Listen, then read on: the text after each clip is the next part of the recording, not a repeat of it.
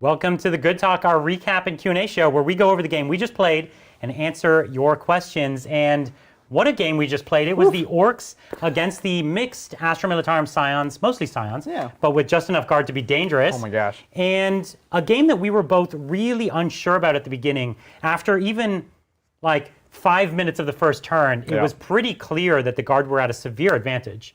Not only because of just the models on the board, but the fact that I got first turn, and I was going to be able to take a critical asset out, which is that Wazbomb Blastojet, which is critical because it has that force field. That's right. It's got the force field that has a bit more of the tank killing capability. It can fly and kill tanks. Yeah, that was. It's interesting because it's hard to know beforehand, but immediately when it was like, okay, we lost that, so the invuln's gone. That's a big deal. The tank killing is very much limited. And because the regular guardsmen were able to get on the points very cheaply and easily, it means... Without risking anything. Without risking anything. Like I was on all the points I needed to be on. No risk to my army at all. Totally. And for you to respond, you had to risk your biggest units. Yeah, totally. And at no point were the Wyvern or the Manticore valid targets, right? Because you're able to and they were so valuable. This great screen. They were the two best models. Yeah, I was going to say, not to jump ahead to the MVP, but like who would be the MVP? I don't think it's the Scions, unfortunately.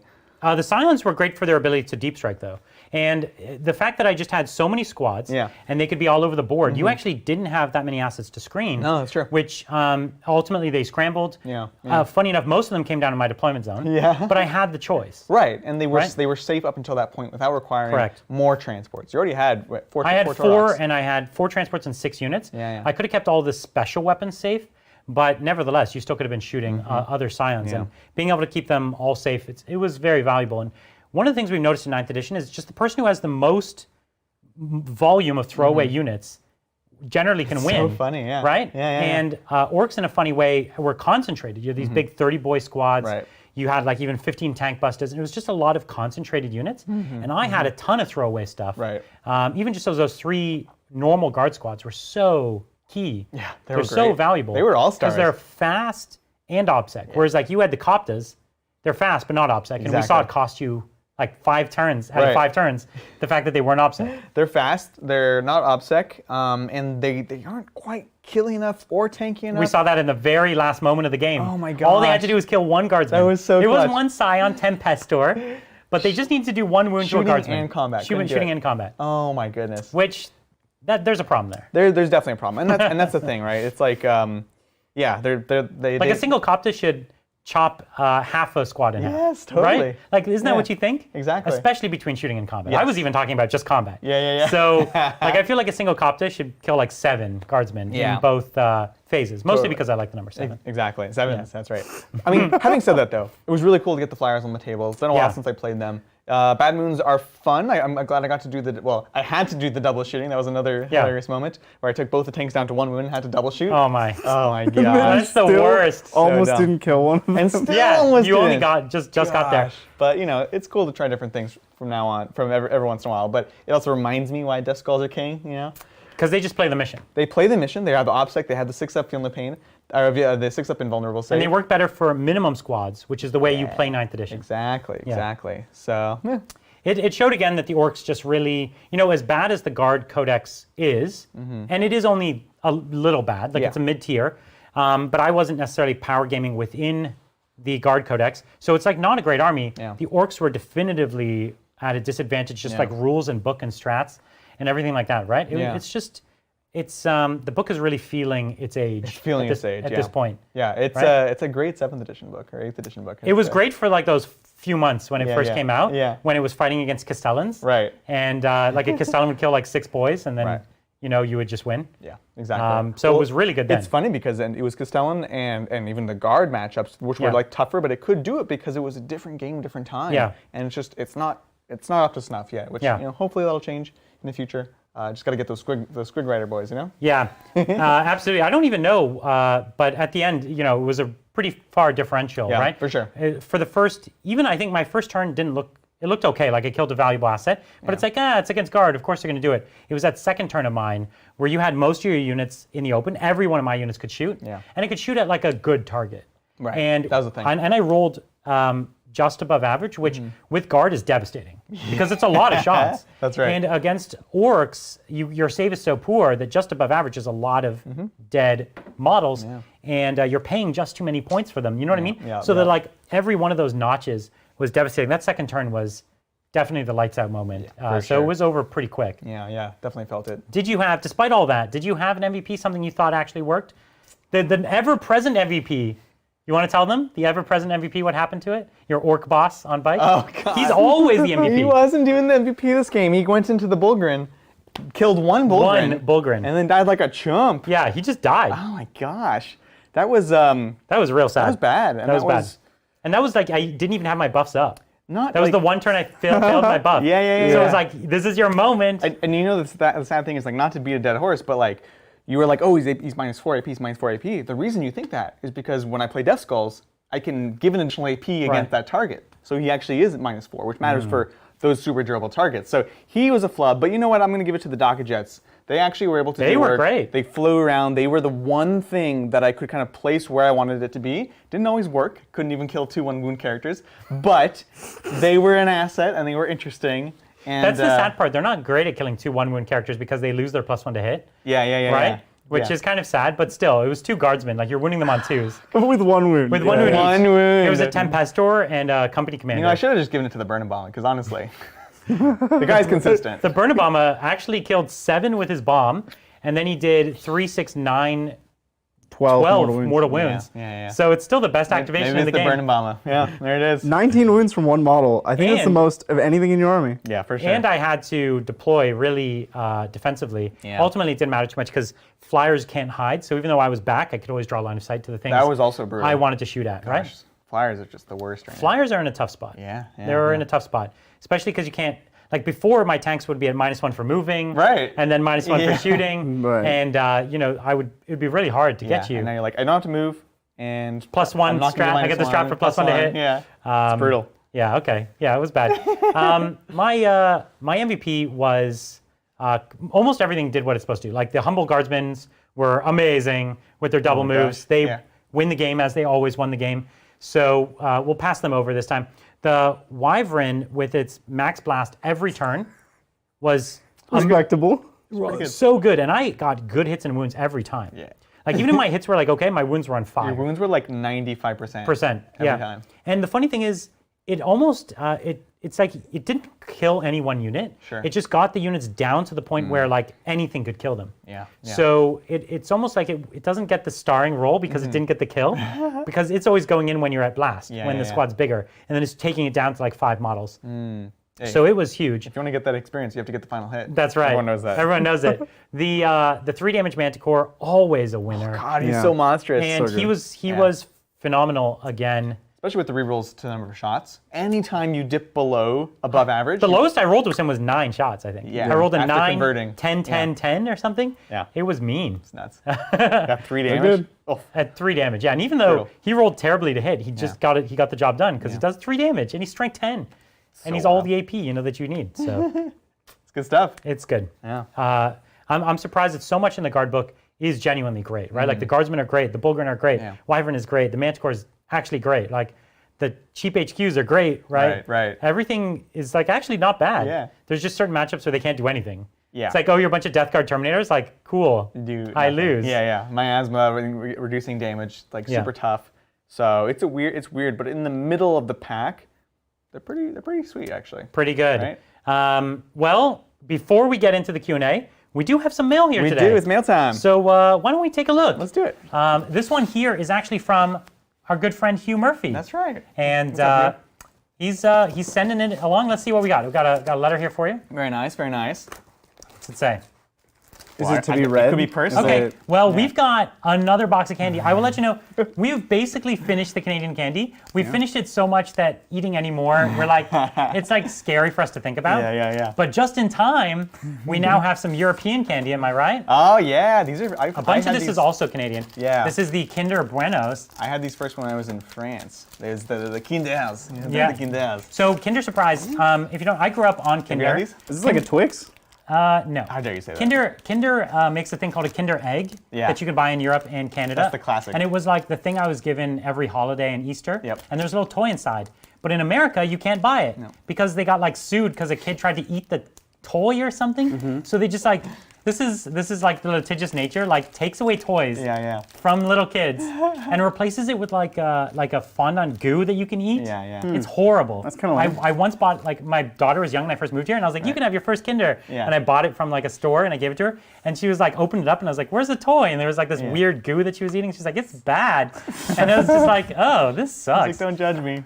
So there is, at the very end, it says, P.S. Feel free to read this aloud on stream. Okay. All right, there we go. You should start open with that. Actually, don't, because then it could be all... No, you should always close with, and please don't read this on stream. That's right, So it says, Dear Titans, I hope you'll enjoy these Irish sweets and chocolates. Keep up the great work, and I hope to see you at events this autumn. Your friend, Hugh. We hope to see it too, Hugh. These are Crunchies. You could also get these in Canada. I grew up on Crunchies. Is that a Twix? That looks... It's not, actually. It's a toffee. It's a toffee. This is the chocolate bar. You take a bite, and your mouth is permanently welded shut. Oh no! Yes. Because it's like stuck so deep in your teeth that it'll never come out. I love toffee. But it's sugar, so it's all good. Mars bars. These are in the U.S. We have those. This is like, I've had 10 million of these. I don't know this one. Oh, jelly babies. That's jelly for me. babies? That's for me. Jelly babies. There's two jelly babies.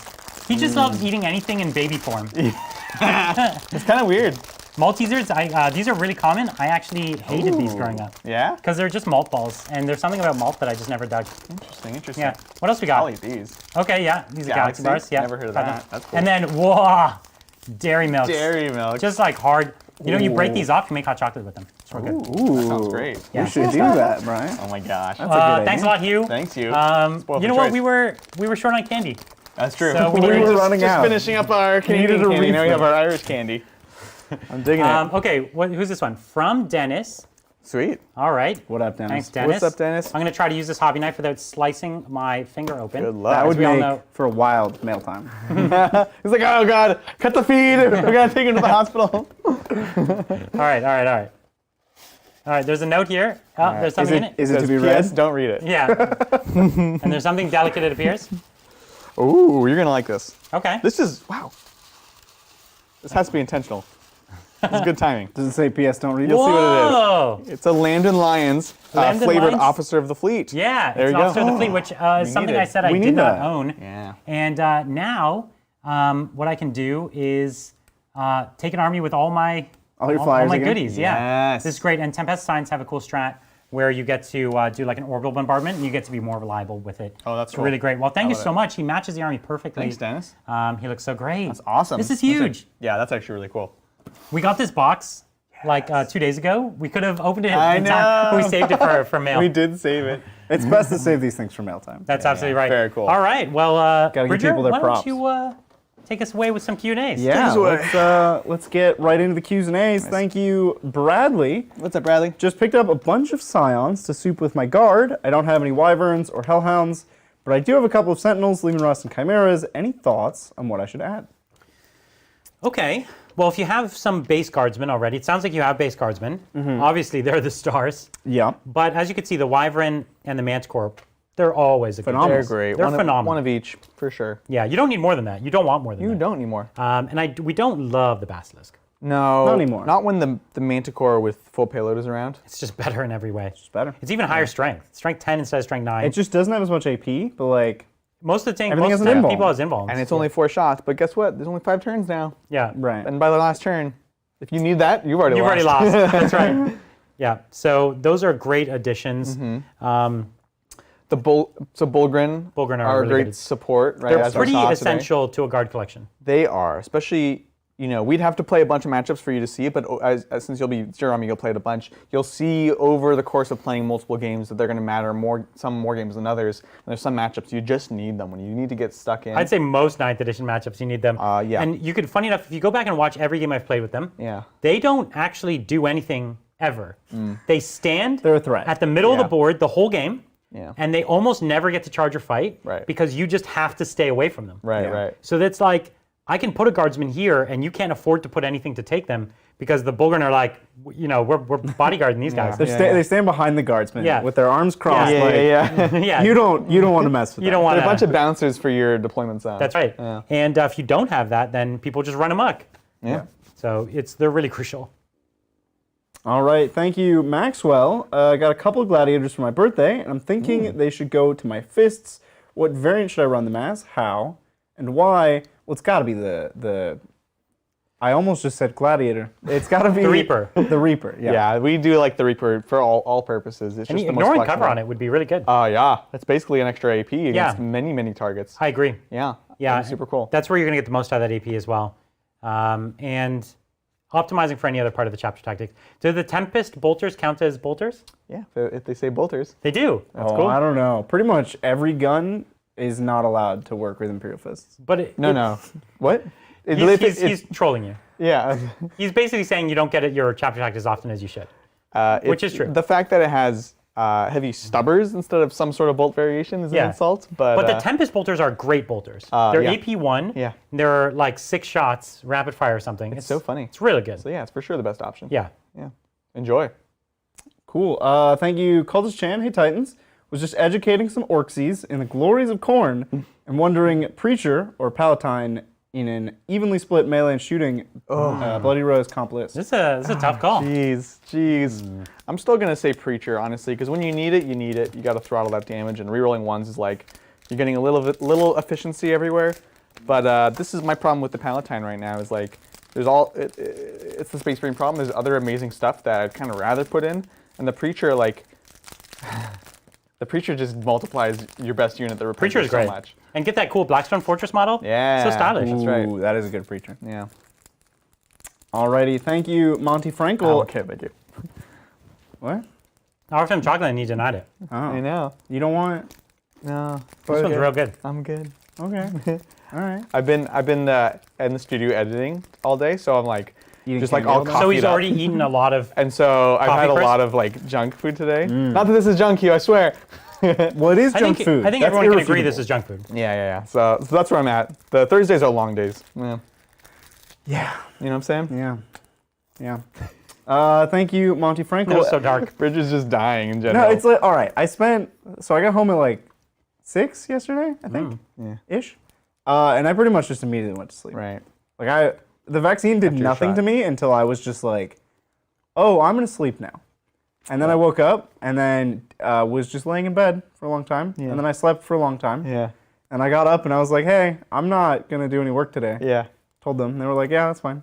Yeah. And then I stayed in bed all day. And then I came here. So I spent like 18 hours in bed. Oh, jeez. Well, I also got this weird call earlier where he like called the group, and then I was like, hey, what's up? He's like, is Brian there? I was like, no, he's not here. I was on a different phone call at the time, so I couldn't answer. And I was like, what's up? He's like, I ain't talked to Brian. I was like, are you okay? He's like, I'm all right. All right, I'll see you later. That reminds me, I do have to talk. He was so out of it. I was like, That's fantastic. It's been a wild ride. yeah, I feel you. Thank you, Monty Frankel. Elf Design Challenge. It's a twofer. Okay. 1, make a fair Craft World Eldar secondary focus on saving Spirit Stones. Ooh. 2, fix the beautiful waste of points that is the Webway Gate. Okay. Oh, man. Combine them. Secondary around the Webway Gate. I've got this. All right. Here's what I thought the Webway Gate did when it first came out. Yeah. I thought it allowed you to deep strike within like 6 or 9 inches of it, Yeah. just outside of an inch of enemy models. Is that not what it does? No. That's what I thought it did. I still think that's what What it does. does it even do now? It just lets you deep strike any unit, but normal deep striking rules, like near it. For And free? so you can screen it out. You can deep strike any unit. It has to be 9 inches away Yeah. when you come in, but within like 6 of the Webway Gate. So you pay Exactly. a bunch of points So it's just worse. to just deep strike a thing, but Yeah. like in a very specific Now, place. is it killable? It is killable, right? I think so, yeah. Yeah, I don't think it should be killable. That was going to be my main thing, yeah. Yeah, I don't think it should be killable either. Should not be killable. It should be like the tree, right? Yeah, like the tree. What if it is killable and your secondary is about keeping it alive? No. Yeah, we can't mix Because these you don't two. want people also like charging and tagging and slingshotting it, because it's supposed to be in the middle of the board basically. Yeah. It's just So- this thing that's just, it's been there for millennia, and now it's like suddenly activating. It's like a giant wraithbone construct. Like your bolters don't touch it. Like, you know what I mean? Right? Yeah, exactly. The Spirit Stone thing, I'll tell you what it's not. Okay. I'll tell you, it's not a secondary that relies on your guys having to die first, so then you collect their Spirit Stones, which is something that I could see happening. That's totally going to be It's not what it is, James. But what it could be is some sort of action that you perform, could be on each objective, could be in a different like insight, like Scrambler style, where you have to like gather these spirit stones, and you know that they're here, they're buried, some sort of like we got some Eldar archaeology going on at the same time. I think that'd be cool. Spirit stones give you a 6-up feel no pain, right? Maybe you could get a point for every. Yeah. Get a point for every feel no pain you get, or something. Oh, okay. I don't know. Wait, what? Get a point for every feel no pain you make. So, but that's only on the vehicles. Yeah. You'd have to give it to more things. I hate that so much. I don't know. It's hard. It's not easy. It would be good, actually. It I'd run a bunch of wave serpents with that, and just like boom, boom, boom, I'm done. 15 points. Could be good. I like it. All right, you know what? Ship it. Yeah. All right, good. I did it. All right, thanks, Villa Jojo. Need help with my Raven Guard, mostly Phobos and infantry. What will be the best way for balancing DACA and close combat army-wide? We have units to do both. You have aggressors, maybe you have centurions. Do you really like the Centurion still? No, but a lot of other people So do. don't trick them into buying Centurion. Everybody else says still play Centurions as Raven Guard. The very few people that still play Raven Guard. If you have Centurions, you have to play. Yes, they are more interesting as Raven Guard, but they're not really. They're overpointed. They don't have, anything going for them really. The Phobos stuff is great. The Phobos stuff is cool. I like a unit or two of infiltrators and the rest reavers. Or not, oh gosh. Inceptors. No. Incursors. Incursors. Yeah. That was bad. I did an oops, and then you did another one. But the Incursors are great, like just genuinely great units. They have the AP, get it stuck in, get there early. Like those are great units, right? The funny thing about Space Marines is that they all fight well. You could take a purely shooting unit, say Incursors, Inceptors. Inceptors, you take they all fight well Obliterators. What are they? Decimators? What is going on with you? He's just making up words. He's just saying. But all the words he made up are actually decent combat units, because you're right. All Primaris fight pretty well. Yeah. So what are our favorite units, though, that we would really... Inceptors. You really they go like? in every army. Yeah, Inceptors are great. They're not particularly Raven Guard, though. They're not. So aggressors are good as Raven Guard. Yeah. Flamestorm aggressors. A unit of those. Yeah, you don't need to. You don't need more than one. You don't need to, like, just a five 3 units squad. of Eliminators that aren't trying to kill characters. They're just crazy good utility. bodies. And they're the weird threat of killing characters, which keeps people scared, right? You're just shooting your Mortis rounds. Yeah. At anything. Yeah. And you've got that wicked double move, right? And they have like a 1-up cover. Cool. Yeah. Okay. Yeah, I actually would definitely do the Eliminators. Okay. Because then at that point, you're also taking the Relic Sniper as well. Yes. Just to be a threat. I agree. Okay. And you're just keeping their characters scared. Yeah. And you'll genuinely kill like a succubus. Yeah. And that would be big. That would be big. Yeah. Right? It would transform a game. Yeah. Or you wouldn't kill an Archon because of the 2-up, but Well, the succubus would be in a Raider, so you need a way to pop the Raider. You always need a way to pop transports. So Yeah. what are you taking? I mean, this is your Inceptors, I guess, right? But the Inceptors do it. The Eradicators do it as well. That's And what you I can was get them trying up to the board. say. That's the but I word? said a bunch You of can get Eradicators up the board too. Nice. random Like nonsense. That's get true. them mid-board. we're just deep striking them, right? This is Raven Yeah, Guard. that's okay, right. Okay. Yeah. So those are good units. Go for them. Alright, You we can did. obviously Blade Guard are great because you could get them up the board too. Yeah. You could put the pressure on early. If you don't like the aggressors, because it sounds like you're playing the newer stuff, you could just do a unit of Blade Guard and use that just to deploy very aggressively mid-board. Exactly. Be like, this is my oath. I'm gonna get it, and that could be a really cool thing. It's really good. Yeah. All right, thanks. Tyler, I'm a Death Guard player returning from hiatus, and I like the new Blighthaller model. I see Yeah. Hellbrutes and lists more nowadays, but I like the loadout and speed of haulers. Preferences? I played a bit with the Hellbrutes. They don't have. We had that invuln. one terrible game with It them. was so bad. So that don't color your judgment based on it's not my fair to Fire them. Raptor who wrecked. But they're cool I now. got to have so much fun with my toy that day. So I've never played it again, and I Yeah. probably never will You get never to. will. I'll play against Bridger sometime. There you go. You've been scarred too much. I'll allow it. Orion against Fire Raptor. Yes. Yes. Oh. Now Yes. we're talking. This is a game. This is a game. We got a game. We're cooking a game up right now. Have fun with that. Yes. I think I still win, but like, I will just be You will happy. destroy him. Adrian, I'll be happy because Yeah. he will have painted the Orion. It's a win-win. He gets to play with his toy, and I get a You're toy gonna to play paint with it for one turn? yeah. for one game. No, one turn. He will kill it. it turn dies one. turn No, one. but then I'll have it to play with in other games. that don't have Fire Raptors anymore. Yeah. This is a win-win. We're a little off topic This here. is bargaining. I don't even remember Yeah. the topic anymore. This is what I have to deal with today, guys. Blight haulers. Blight haulers versus Hellbrutes. Versus Hellbrutes. So Hellbrutes are genuinely interesting now. Definitely try them, play with them. Because they have a cool strat. They have a cool strat, the +1 to hit, +1 to wound. And they I fight like, and shoot. I like them with the Melty Melta and the Claw, because they can do both, right? Great. The Blight Haulers, I don't like how expensive they are now. They're like 145. Yeah. And they're multi-melta, little tiny flamer, and missile launcher. They're not bad, but I like them a little bit less. They hit on 3s now, which is big. They hit on 3s. They have a cool strat, which is -1 strength, which can really mess with people. Yeah. It can. It can. You pay a lot for the strat if it's a unit or something, don't you? Yes. Yeah. Yeah. So, but that's why I think we like them as singles now. I like them as singles. Honestly. Yeah. Just play that utility. I have 3 of the Blight Haulers. Yeah. And we've always talked trash about them, and then in every game I bring them, they wreck. No, they used to be great. No, I think they're better now. Don't But they they're have more multi-meltas? Yeah. They have a multi-melta And a and a missile missile rack? launcher. Yeah. And a flamer, and Yeah. they fight with like a decent fighting profile. They're so expensive. They're 145. How much is one of the dreadnoughts? Or sorry, what are they? Halberds, Halberd. like 115. Yeah. But a Halberd doesn't have a multi-melta. Yeah, he does. It does. It literally does. But he doesn't have a missile launcher. This is true. He has a claw, which is better. +1 to wound, multi-melta, and a claw. And +1 Okay, to okay. hit. So the points efficiency is But- definitely there, And it does not have an invuln. and it doesn't have disgustingly resilient, right? Yeah, it does. The It's a dreadnought.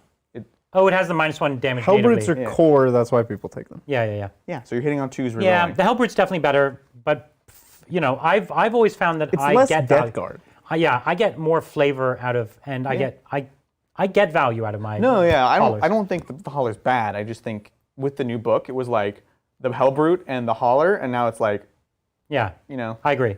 so. Yeah, Well, Halberds are less thematic for Death Guard. yeah, and That's it's, like what pushes it over. it's cool to have the original model that's just for this faction. Yeah. And it's it's a very Death Guard looking model. I think it's great. Like yeah. Death Company could be worse in every way than Assault Intercessors. I would still play Death Company. Yeah, just because they're unique. I agree, actually, and that's how I made that decision originally. Yeah. Was here's the new cool model, I'm taking it. Yeah. Alrighty, thank you, Earth. Tuesday I asked what orcs to paint. Have 3 painted runt hurts. Yeah. Yes. My options are Gorka and/or Morkanaut, Dreads, Commandos, Spanners, Boostablastas, and Shooter Boys. Oh, these are all good. Except for the Spanners and the Shooter Boys. I love Shooter Boys. Gorka and Morkanauts are fun. They are. They are. They're goofy, silly models. I don't love them. I was going to play them today, and then I was like, but he's playing Scions. So that would have been a bad... Melt them. Yeah. Oh, that's tough. Pick a model that you'll get to use more often than others, So, right? So not them? The Booster Blasters are great. Oh, no, the Booster Blaster. Boost blasters are great. No. The don't custom even boost know what a- blasters? No. That's the... Oh, it's the buggy. It's a buggy. Yeah. It's not the custom... It's not the shock jump, though. Oh, okay. The Booster Blaster Which is one's the, the is shooty the one? rivet gun one. Yeah. That one's great. It always disappoints me. But the potential's there. That's the one that went hot that one time, wasn't it? No, Yeah, that's that was the the scrap rocket- jet. that was the scrap The jet. scrap jets I love. Oh, with the wing custom, missiles. the custom booster blaster. No, shoot, the shock jump dragster Yeah. I love, and the custom booster blasters for me fall in just a tier They're below. the third. They mathematically look good, but they always disappoint me. But So- they're above So the that's squid him. buggy. He rolls terribly. If you roll okay, just take them, and they're going to be great. If you roll like me, it'll be fine. Yeah. All right. And they're rad models. They're sick Let's be real. models. They're super probably cool. the coolest out of all the things he's named. I don't know. Gorkanaut's pretty cool. That Gorka might and be my vote. Morkanauts are so cool. You'll get them into fewer games, And though. do magnetize it if you. Yeah. Yeah. Okay, I'm going with the buggies. All right. Sounds like you have to paint both now. Yeah, you're just gonna have to do it all. I'm going with Commandos. Commanders are rad. Oh, you actually. know what? The commanders are probably Commanders the are best legit option. good, actually. All right, okay. Especially if you're Death Skulls. Yeah, they're just great in general. They're All right. like actually good. Paint commandos. I win. Thank you, Horrid Jakers, Q&A.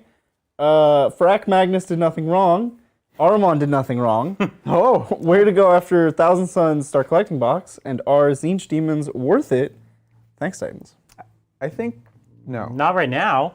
And you don't even know. In the Codex, they might make it harder to shoot them in. Yeah. Right? Well, that's the most playable they are right now, right? Is like, yes, you do Magnus Lord of Change Armon, which like if you're into that works right now. Other than that, nah, right? Yeah. Just do the Thousand Suns. And after the, like, what would you add to more Thousand Suns? Personally, I would go with Terminators. I love a full squad of 10 Scarab Occults. Yeah. I think they're great. They're pretty cool. For sure. Yeah. Does the Start Collecting doesn't come with the Demon Prince? It comes with Sorcerer Oh, you on do need disc. the Demon Prince. So I would do a Demon Prince as well. You do need Demon Prince. I think yeah. those are pretty, like, you're going to have them in every single army ever. For sure. For Right? sure.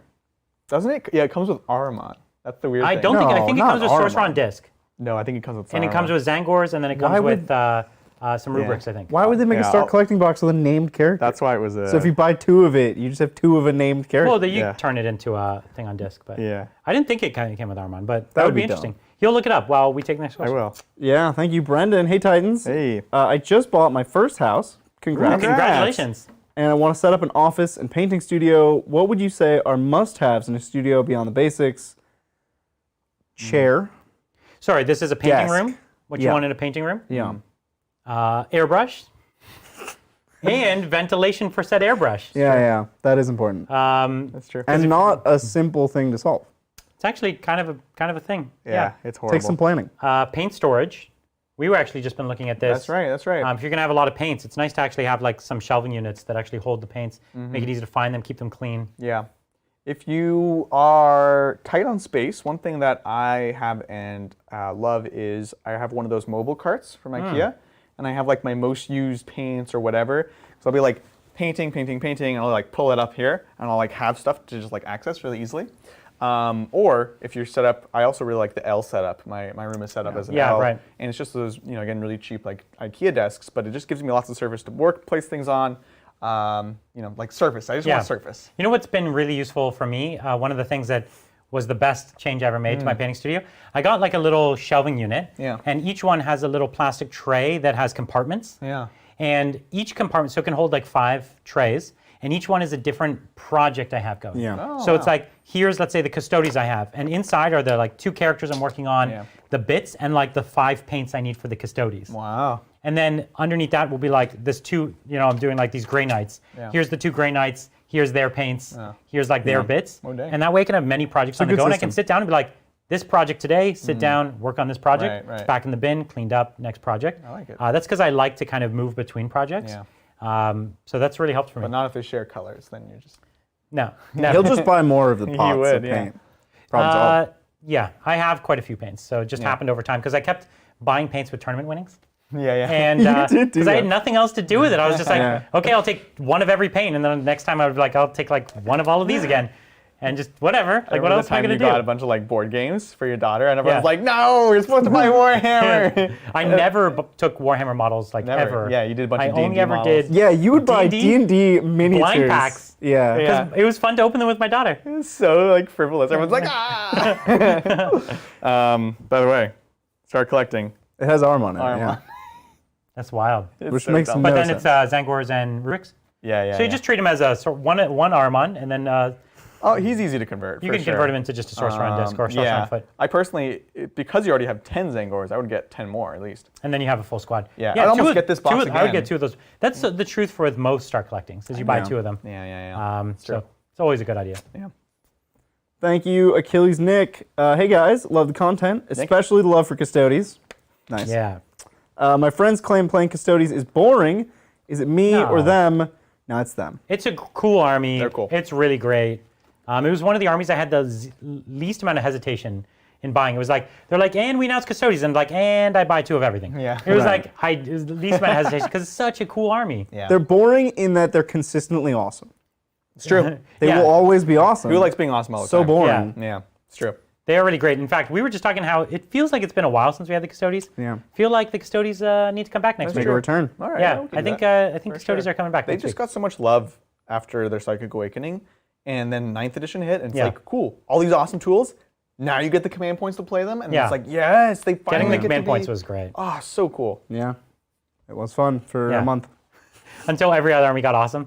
Till Space Marines. Until everyone turned into a Custode. Fire Nation attacked. Yeah. Now we feel sad. Thank you, McCronkle. Brian, how would you play your White Scars against Drukhari? It's hard to keep my distance from them. That's a tough matchup. So I would look for opportunities to pop transports and charge into the kind of juicy innards, and just really try to get, like what I did last time. I had lots of little 5-man squads, right? And a 5-man squad of White Scars are going to kill anything that is in a Drukhari transport, right? Yeah. And so you try to have this turn where you do like 2 or 3 transports plus a couple charges. You can even pair that with a fight last or something, so you get 2 units before they get to hit back. Yeah. And then they're now forced to deal with these 2 units in your deployment, in their like mid-board deployment zone. And then they have to get out with other stuff to do it. Now they've committed almost all their armies, and you have your next wave that goes in and mops up the rest. That only works if you can get the jump on them. Right. If they can end up doing funny Which up is the tough same. because they're faster than you. They can end up doing the same thing. Yeah. They're not necessarily faster if you have bikes, but you have to be able to pop the transports with speed. So there's not plasma inceptors are the best thing to drop those at speed because I can advance and shoot them with no penalty with a chapter master. And then other than that, you could have attack bikes or whatever that go and pop bikes, with some multi-meltas. You can't advance and shoot is the problem. I can't advance. I can actually. I think there's a strat to do that, but but you have units of 1. You're not going to. No, you take them as a unit of 3. Unit. You take them as a. It's a really good way to play them. It is, yeah. And I would have strats to keep them safe and things like that. Yeah, that becomes interesting because the Inceptors are still not they're a pretty good way of doing it, but they're not fast enough. Still, you have to get around the corner, right? Because they're going to have those raiders right around the corner, pop them, and then I think that's the secret to doing it, right? Yeah, it's tricky. I don't want to buy plasma inceptors from my white scars. I have. You're going to. I have inceptors for 3 separate armies already. Do I want more inceptors? And how long before they nerf them? Come on. I know. For reals. Well, and then I'll just have some expensive plasma models that'll be 100 points per model. And they won't have blast. Yeah. That'll be the day. I mean, that's what they were before, right? And you were so hesitant, Bridger and I were like, you got to get more. You have to get more. And you're like, okay, I'll do them for this army. All right, now for my Ultramarines. And the problem is you hesitated. You're going to finish it, and then it'll happen. You could have had all of this for all this time. If that's what it takes to get Plasma Inceptors nerfed, if you have to buy them for every army, that's a good deal. Because then we don't have to deal with Plasma Inceptors anymore. This is true. And then I'll just be over here with 100 Plasma Inceptors because I own every Space Marine army. Yeah, that's fine. You own everything. You're going to take some hits. Yeah, okay. I'll take some hits. You're right. That's true. I don't want to take hits on chasing the meta. I don't usually chase the meta. I just buy the things I like, and then sometimes it comes around, sometimes it doesn't. I hate chasing the meta specifically because then when it goes out, it's the only reason you had it is because it was good. You didn't buy it because it was genuinely the unit you wanted.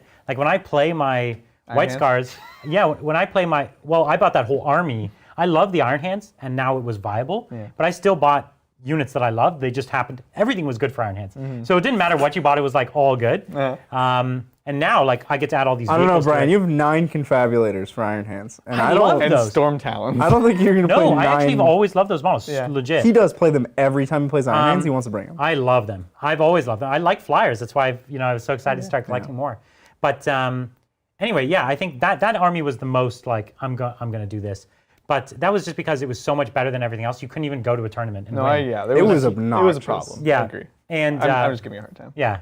Fair enough. I deserve it on that one. That one was particularly egregious. We both did it. Yeah. And so we both know what we were doing. Well, yeah. It was a dark time in our life. It was a dark time. But yeah, I really don't want to do. You know what I will do? I will get the attack bikes with the Melta because they fit the theme of my old school bikes. They are bikes. So that I would. Cars? Yeah, that I would do. But I don't want to do the Plasma Inceptors. I just don't want to own them for my White Scars. Yeah, that's fine. Yeah, doesn't fit the aesthetic of the army for me. You don't want it to be too. They go fast, Brian. I don't know. They go fast, but not with wheels. You have Vanguard vets. They go fast, not with wheels. Yeah, but they got claws. Bro. They have Heelys. They have the little Heelys. They do have claws. They have claws, and claws are definitely White Scars. It's true. All right. Thank you, Trey. Slanesh army. How many demonettes is enough? 50, 60, 70, 80, or more? Or more. That's a tough question. Is it a pure Slanesh list? 3 squads. 3 squads of what? Full size. Full size? So it's 20 each, so 60. No, it's 90. It's 30 each. Yeah. You wouldn't take squads of 30. You might. If you're taking 20, yes, then you take 30. Exactly. Yeah. Because you get the bonus only if you have 20 or more. That's correct. So if you're going to go to 20, if you're going to be max blast, if you're going to be blasted, you might as well blast them back. Yeah. And so 90, and then I might even consider two 10-mans or something. Yeah, if this is a pure Slanesh Demons army. Yeah. You could, absolutely. Ugh. Yeah. They're good, man. Yeah, and then you have 3 keepers? Mm-hmm. And some fiends. Then you have a bunch of fiends, and then you're out of points, right? Yeah. Yeah. You know what I mean? We did it. You spent a lot on. But you're going to need a second detachment for another HQ because you're going to need a loci or whatever, right? And you're going to want the mirror potentially. Oof, yeah. So either way, you're 2 detachments. Yeah. But you've played this list. Yeah, it's cool. Right? It's great. The fiends, the keepers. Yeah. It's a great army. And I have more demonettes that I'm slowly painting up because I genuinely want to run more. Yeah. So I think it's great. So I think it's the way to go. Yeah. I agree. Thank you, Reuni. Hey, Titans. I'm going to ambush my friend's full Alaris army with a full DW army. Nice. I think it's Deathwing. I think it is too. 30 Deathwing Termies, 10 Deathwing Knights, an Apothecary, a Librarian, and Belial. How much time are we wasting? So you've instantly won. Yeah, you're just going to stomp. You've instantly won. Yeah, Custodians can't win that game. No scenario where they ever do anything. Yeah. And you've made them so sad. Yeah. Because they are Custodes Terminators. Yeah. You're just lowly Trader Terminators. Yeah. And you're a million times better. No, you sit them down and you be like, listen. I am the Custodes player now. I am the Custodes. Like, just understand and respect this. Your friend should say that they're using DW rules with their Custodes. These are counts as DWs. Deathwing. Yeah. And then now it would be a fair fight. Yeah. That is so sad that a Deathwing Knight is so much better than a Alaris Terminator. So sad.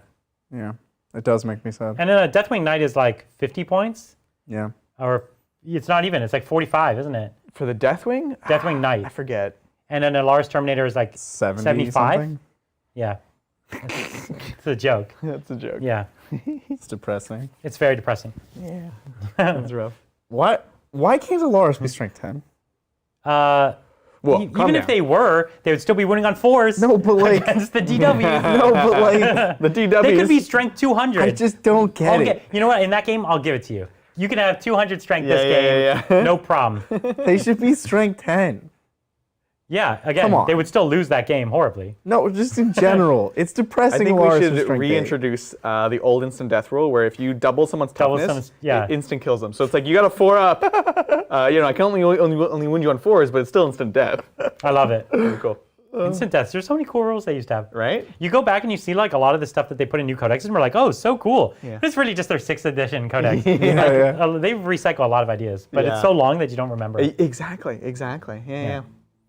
All right, thank you, Shmeebaloke. Thank you. I think. Hey Titans, gonna convert up a Mecha Dread. Nice. If the Dreads get love in the new Orc Codex, thoughts on base model Dread Knight?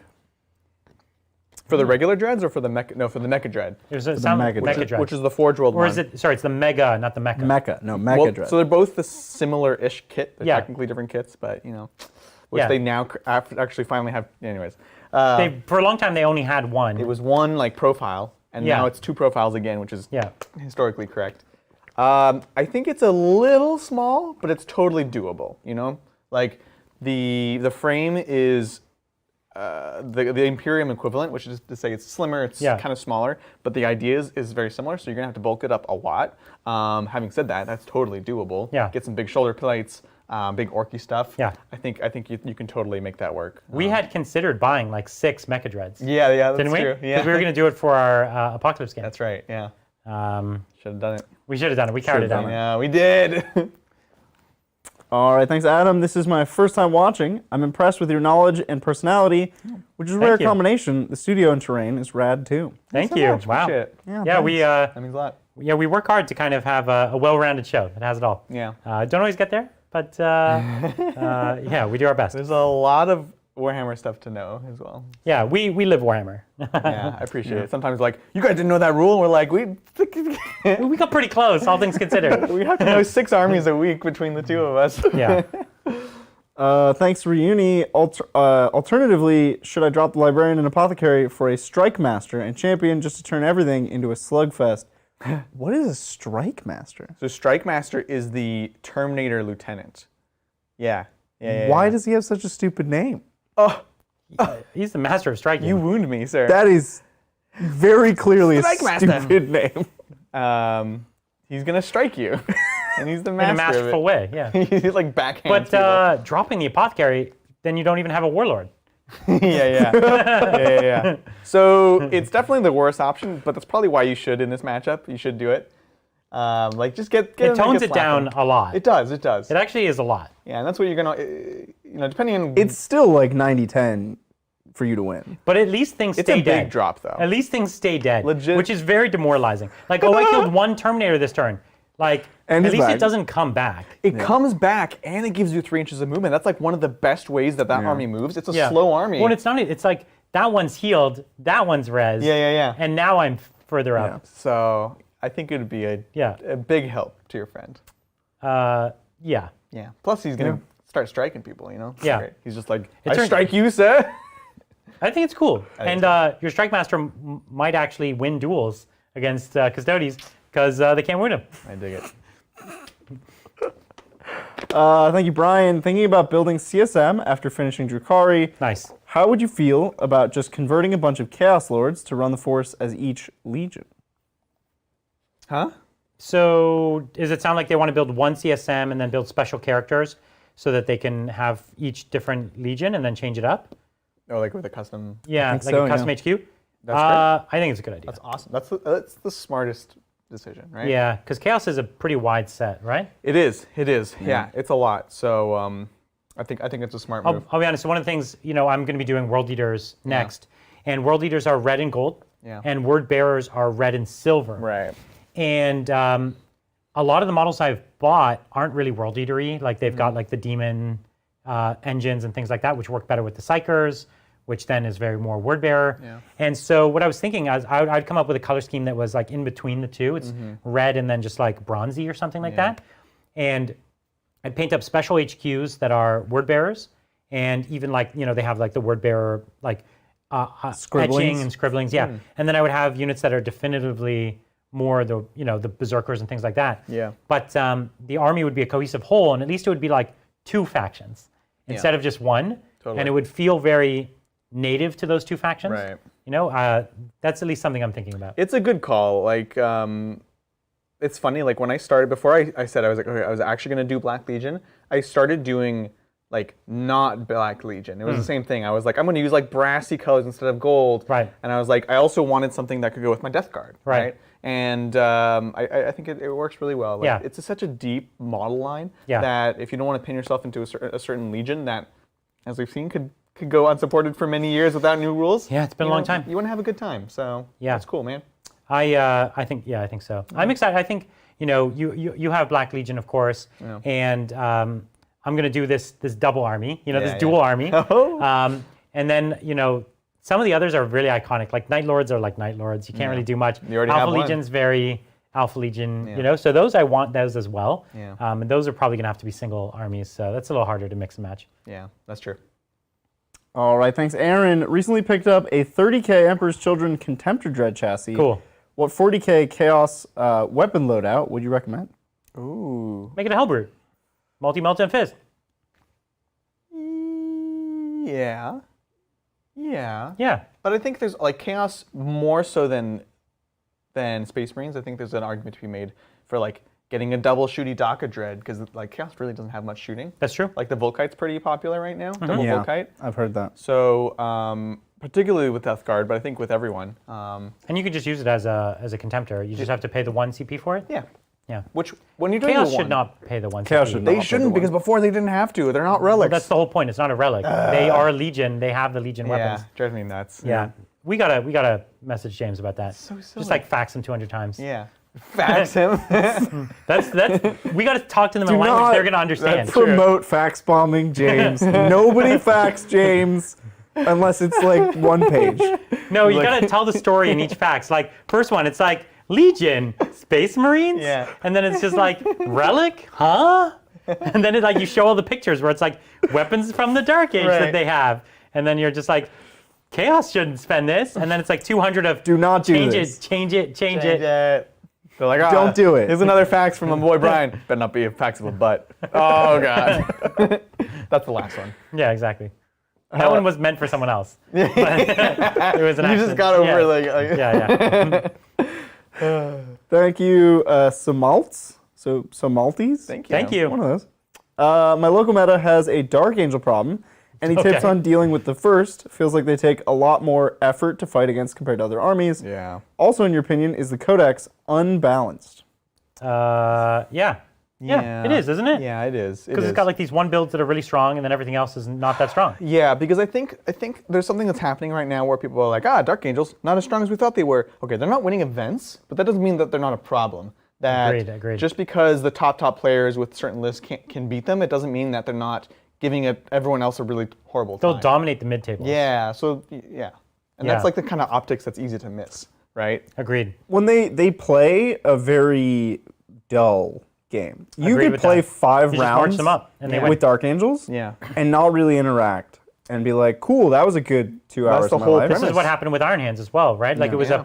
an army that anyone could pilot. Like, oh, you never even played the army, you don't even know the rules, you still won. Right. Yeah, it's meant to not interact with your opponent. That's like the thesis, right? And unfortunately, that's like the strongest way to play them right Very now. lame. There's things that can, one of the ways to beat them is speed and MSU, Yep. and the ability to reroll all wounds, Yeah. right? Yeah. If you have an For sure. army that has that ability, rerolling all Goes a wounds, long way. you can get through there. That's why things like Cultist Strife are so important. It's like, oh, you got witches in there? Cool. I'm often only winning on 5s or 4s, and we're going to reroll everything. Yeah. It's like, that's money right there. I would feel very happy being a Drukhari player. Yeah. It's like, oh, you brought all your Terminates, huh? Or Terminators. It's like, I win. Yeah. You know, not too many armies are in that position. No, it's true. But well said. That's a great way to fight them. Yeah, thank you, Baron of Repair. General thoughts on Necrons in 9th? It's an amazing army, Yeah, Warriors. but it has limited builds. it does. At like the highest level of play, Yeah. right? There's in theory a lot more, but yeah. It's all Warriors. We've been talking about Silent King. There's only a few ways that are really, it's really such great. a deep codex with new models. Yeah. So many of the models are not truly event playable. Correct. Right? Correct, yeah. Like almost all the destroyers are not that good at events. Yeah. Even like the new flayed ones, right? Like so many, almost all the vehicles, almost every single vehicle. Yeah. Right? Almost every single Forge World model. Yeah. Right? Is not super viable. Yeah. It's a bunch of the HQs, not super viable, right? It's true. So the Warriors are just so good. And the Command Barge is so good. Yeah. The Silent King is amazing. Yeah. Like, that's all you Yeah. need. And the Scarabs are amazing. Scarabs are solid. Yeah. And, you know, everything else, like, there's some okay stuff. Like, Immortals are okay. Yeah. There's like, They're just worse Warriors. Immortals, Wraiths, even Tomb Blades in some cases are like, cool. They Yeah. do a thing. And then there's a bunch of just like, you know? Yeah. Well, and, like, Lich Guard and Praetorians can be good. Oh, yeah. Yeah. They, like, can be good. Lich Guard, But it's Lich Guard Praetorian. Yeah. And unless you have the King. The King can make the Praetorians excellent. Yeah. So Yeah. it's tough. Amazing army. Truly competitive. Yeah. Really cool. But unfortunately, they didn't make a lot of the codex actually work. Yeah, I think it's one of the books where you see it shows its age. It's one of the first of the 9th edition books, and so When we called it out too, right at the time, Yeah. they didn't put the core keyword core. on half the book. we're like, what's up with It's that? the book with the lowest percentage of core, I think, so far. Yeah, because And, the rest of it looked fine. Drukhari was a big test. It looks fine. Yeah. Makes sense. And this is the only army with like tons of mainstay infantry Yeah. that don't have core. Like, I don't even know another book that's like that. No. Like all core infantry, Yeah. and they just don't have core. Yeah. And this means that none of the strats work on them, none of the transports work on them, Yep. none of the leader abilities work on them. Yep. Your army-wide doctrines only work with specific character setups, with specific ranges. Nobody has these restrictions. Yeah. So they screwed up on that. Weird. Yeah. Yeah, they screwed up on that. All right, thank you, Craig. What's up, Titans? Finally got my Salamander's army painted and ready to go. Nice. But now you bring out the Scions, you're making me want some for myself. They're a stylish army. They're so They stylish. are. They look nice. They're so stylish. That's the dangerous thing. It's like I have to watch what I read, you know, because I'll be like, I want to play this army now. You're like reading it, and you're like, no, Yeah? no. Put the book down. I can't do It's it. too good. I can't. It's true. There's certain books that like, I'll wait, I'll avoid. I'm like, okay, I'm going to save the Dark Eldar book for when it's time to play Dark Eldar, you know?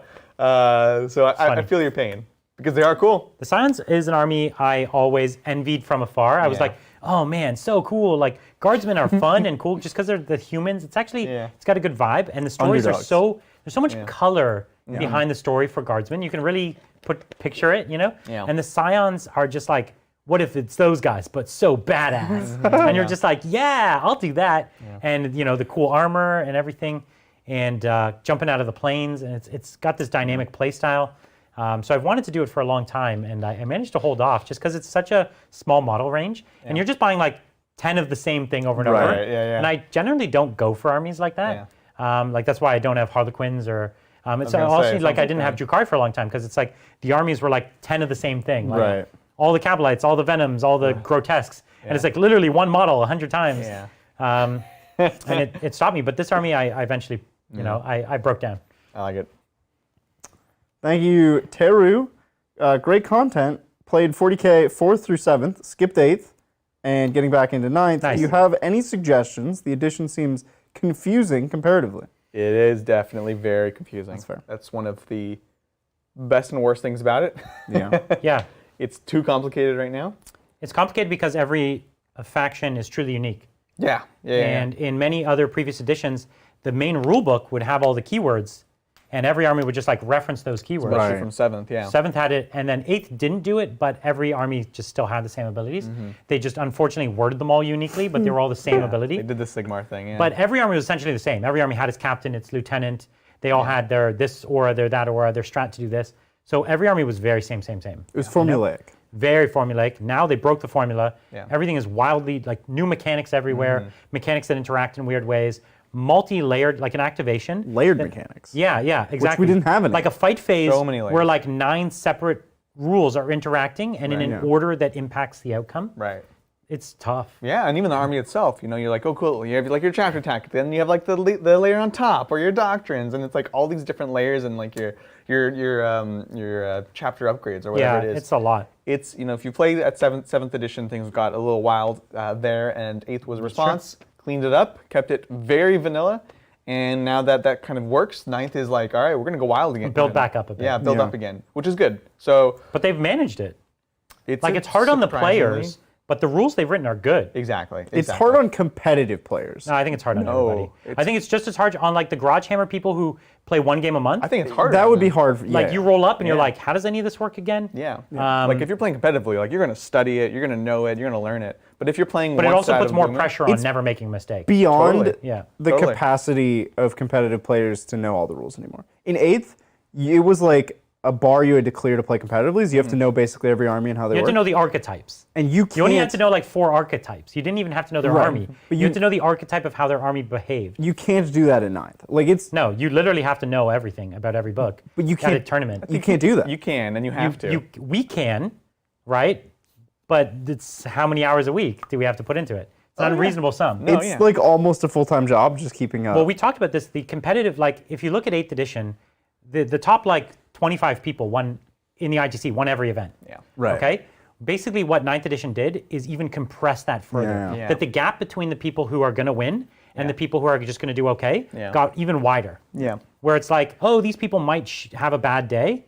No, their bad day is still going to be better than someone else's best day because they just know so much more. And it further squeezes out the casual players at tournaments from having a shot at the finals. Yeah. Right? The casual player never was going to win the GT, Sure. but they could have made it like really high up. Yeah. Now I think people get squeezed out a bit more. I totally agree. It's tough. But if you're just playing with your friends, don't sweat it. It's all good. Like, know your book, know your little tactic, ask your friend how their army works, what it's going to do, high level. Like, oh, we always ask this thing, like, do you have like a fight last? Do you have like an advance in charge? Do you have like certain things that are going to counter me? Yeah. And just ask those questions. You don't need to know the, rule word for word. No. Just blah, blah, blah. Blah, blah. It's all good. It's all good. Thank you, Valaki. Thanks, Titans. Love the channel. Brand new to Warhammer. Playing first game this weekend. I've fallen into a deep pile of shame. Any hints on your oldest unpainted model or deepest shame? Oh, this guy's got it. You've got some old you models, got called out, Adrian. I'm trying to think here. I'm gonna find one. I think I've got one here. Do I have one of my oldest? One of your oldest models? On the wall. Yeah, it was up on the wall, and I'm trying to find. It's so old that it's like yellowed. I'll find it. Ew, that's gross. Yeah, it's wild. It's really old. No, I can't find it. You know the one I'm talking about, right? Yeah, It's the yeah. old blister pack. Yeah. Oh, yes. It's an old GW blister pack from like 2000. Yeah. It's still in package, but the package is like yellowed and crumbling. And it's a high elven reaver, which is like a fast light cavalry with a bow. That is my oldest unpainted model. Wow. And it's here somewhere. I don't know where it is. It's stacked up there somewhere. Oh my gosh. Behind my beloved 3080. It probably is. That's where it is. There's some really, So this really is, old ones. It's like a 21-year-old model I have. Yeah. In box. In box. Unopened in package. That's funny. I have a bunch. I have some like 3rd edition. Whenever they did there was the first plastic Chaos Cult Marines. Okay. So like it was the Plague Marines and the Noise Berserkers. Marines. It was just the Berserk. It was those two, and just like really, really cheap, really bad. I have a couple unbuilt still on sprue. That's good. And this was actually an amazing time. I got this. You know where I got this? Scandia, the mini golf place. I wasn't living here at the time, so I have no idea what You you're know talking where about. Scandia? It's a mini That golf sounds like a place. country, like a made-up Eastern Yeah, European country. Well, That it's sounds- all like faux Viking themed, so it's supposed to be that. Got But it. it's a mini golf place. And remember as a That kid, also sold Warhammer? it had Warhammer as prizes. Prizes. Like you know how normally that'd be amazing. No, but it's crazy. Mini golf and miniatures. No, literally, because normally it's like kinda my cool. kinda You spot. get like your spinning top or you get Yeah. whatever. And as a kid, I was like, I got my tickets and I go and it's like, oh, like what's the thing That's that actually they kind would of never have? amazing. That They is had amazing. they had Warhammer models. That's kind of It dope. was amazing. My friend's like, what is that? And I was like, oh my god. You know, now this is gold. Yeah, That's yeah. got to be like the 50,000 ticket prize, though. It's like you get a I got slew of some that models. day. It was nuts. That's wild. Yeah. So That's yeah. a bad business model for them. They were wild. losing money on that. I was like, they don't know what they're selling here. Yeah. It's crazy. That's great. So yeah. All right. Thank you, Vegan Beard. Hey, boys. With the prevalence of D3+3 weapons, Yeah. why do you think Necron Doomsday cannons retained the ultra swing of D6 shots with D6 damage? Yeah. Because they wrote it first. Well, the weird Yeah. thing is, aren't las cannons still D6 damage? But didn't they just preview the Cognistas cannons or D3+3? Oh God. They did just preview that, right? I think. Yeah. Yeah, they did Yeah. it. Cognistas cannons are D3+3. Yeah. Yeah. Well, they're like, oh, it's the Cognis ones. They're better. But still, it's good. It's so much better. It's min 4 damage. Yeah. Yeah. It's incredible. Yeah. As someone who always rolls the 1, knowing I can count in 4 damage, that's amazing. And the Cognistas cannon is better than Dark Lance for several reasons. One being it's strength 9, not strength 8. The other reason being it's... Wait, Dark Lance is strength 9. Oh, Bright Lances are strength 8. Sure. I don't know. Oh, okay. I thought, for some reason, I thought they were strength 8 also. No, I think it's strength 9. Yeah. No way. Are they? I thought they were strength 8, but okay. For some reason, I think they're strength 8 as well. Yeah. But we can check. I could be wrong. This is easy. I always thought, I Right. thought there was a strength advantage there, but also I think, aren't the Cognis ones, they just made them Assault, right? Which is, Yes. you can advance and shoot them. Yeah. Sounds good. Yeah, I wasn't sure what they previewed, so I don't say anything. The assault is a big deal. Yeah. Big deal. Big deal. Big deal. So it's Yeah. I pretty don't serious. know. I don't know. This feels like it wasn't premeditated, but maybe. Dark Lances were strength 8 a year ago. Okay. So I'll but bet they are they're now still 9. strength 8. Oh, I see, okay. I don't know for sure. I'm pretty sure all the Bright and Dark Lance technology was strength 8. So, Yeah, I think- strength, yeah. strength 9 is extremely rare, and like the last cannon was like the only thing that did it, basically. Yeah. Yeah. And there was like upgraded meltas on big things. Yeah. Now I'm just curious, but yeah, it sucks for Doomsday Arcs. It really, really does. They're swingy, and I think they needed the upgrade as well. Especially, they have like the 3d3 damage on the new destroyers and things like that. It felt like they were kind of pushing. They knew. Yeah. They were Putting pushing their toe in the water. They were, but they were also like pushing their new models a little bit, which they sometimes put some of their, like they try out some of their cool new rules on their new models sometimes. Yeah. And so it kind of felt like that a little bit. Okay, yeah, they're still strength 8. Okay, Yeah, yeah. That's my bad. Yeah, it was weird. It's like, cool, you get the idea, and then they just take it to the next level within a couple codexes, which is Yeah. pretty wild. We've seen that.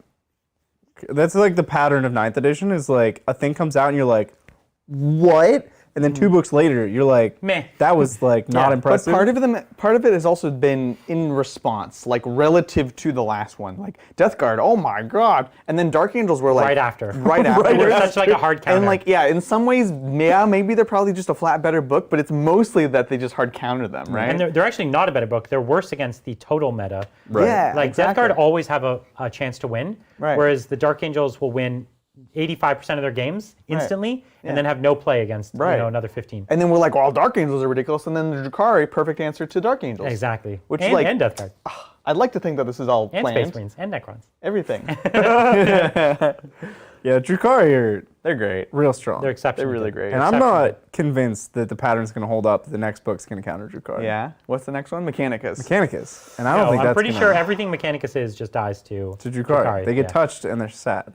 Yeah. Well, no, they're not sad. They have no time to be sad because they're dead. I have high hopes. We'll see. I just want I want the book to be interesting. You know what? I don't have high hopes. You want to know why? You have low hopes. Because the amount of dock it would take to win against Drukhari would be so much that it would ruin the game. No, but you're looking at it the wrong way. This is why I want it to be an interesting book. Oh, like mixed play. Because the dang faction used to be about that. It was like you're doing cool melee stuff and shooting, and you're flexible, and you're jumping between different canticles, and it's just the shooty faction. Yeah. Or the priest faction, whatever. But you know what I'm saying? Shooty plus priest. I hope You want it to be more than shooty plus I want it priest. to be interesting. I want it to be an Adrian army again, you know? Yeah. Lots of utility. Yeah. All right. Make it happen, James. I don't even know what the question Go was. back and rewrite that book. All right, thanks, Grimgod. What could you use to make competitively viable lists built around Howling Banshees and Vipers? And do you think Shuriken Cannons will get damage 2 in the new Codex? Damage 2? Probably. Splitter cannons? Because Splitter Cannons I might think damage so. 2. Yeah, I think that would be rad. Yeah, I think it's really exciting for those kinds of weapons. Yeah. Okay, you picked some hard models to make an army around. The Vipers, so here's the problem with building it around the Vipers, because I think for me personally, the best use of Vipers, my favorite use of Vipers, is like our Def-Coptas. Yes, It's 3 single independent use. Vipers. Yeah. Just to like throw out on a spot. I like that best. I think if you wanted to play them as squads, you could. You would do it with Star Cannons. Yeah, you would almost never get your value. It's not as good. It's not as good. It would be bad. Yeah. Because they would no longer function as something you could throw away, right? Well, they're Once just there's 3, mobile gun platforms at that point, right? Like you play the angle game. Yeah.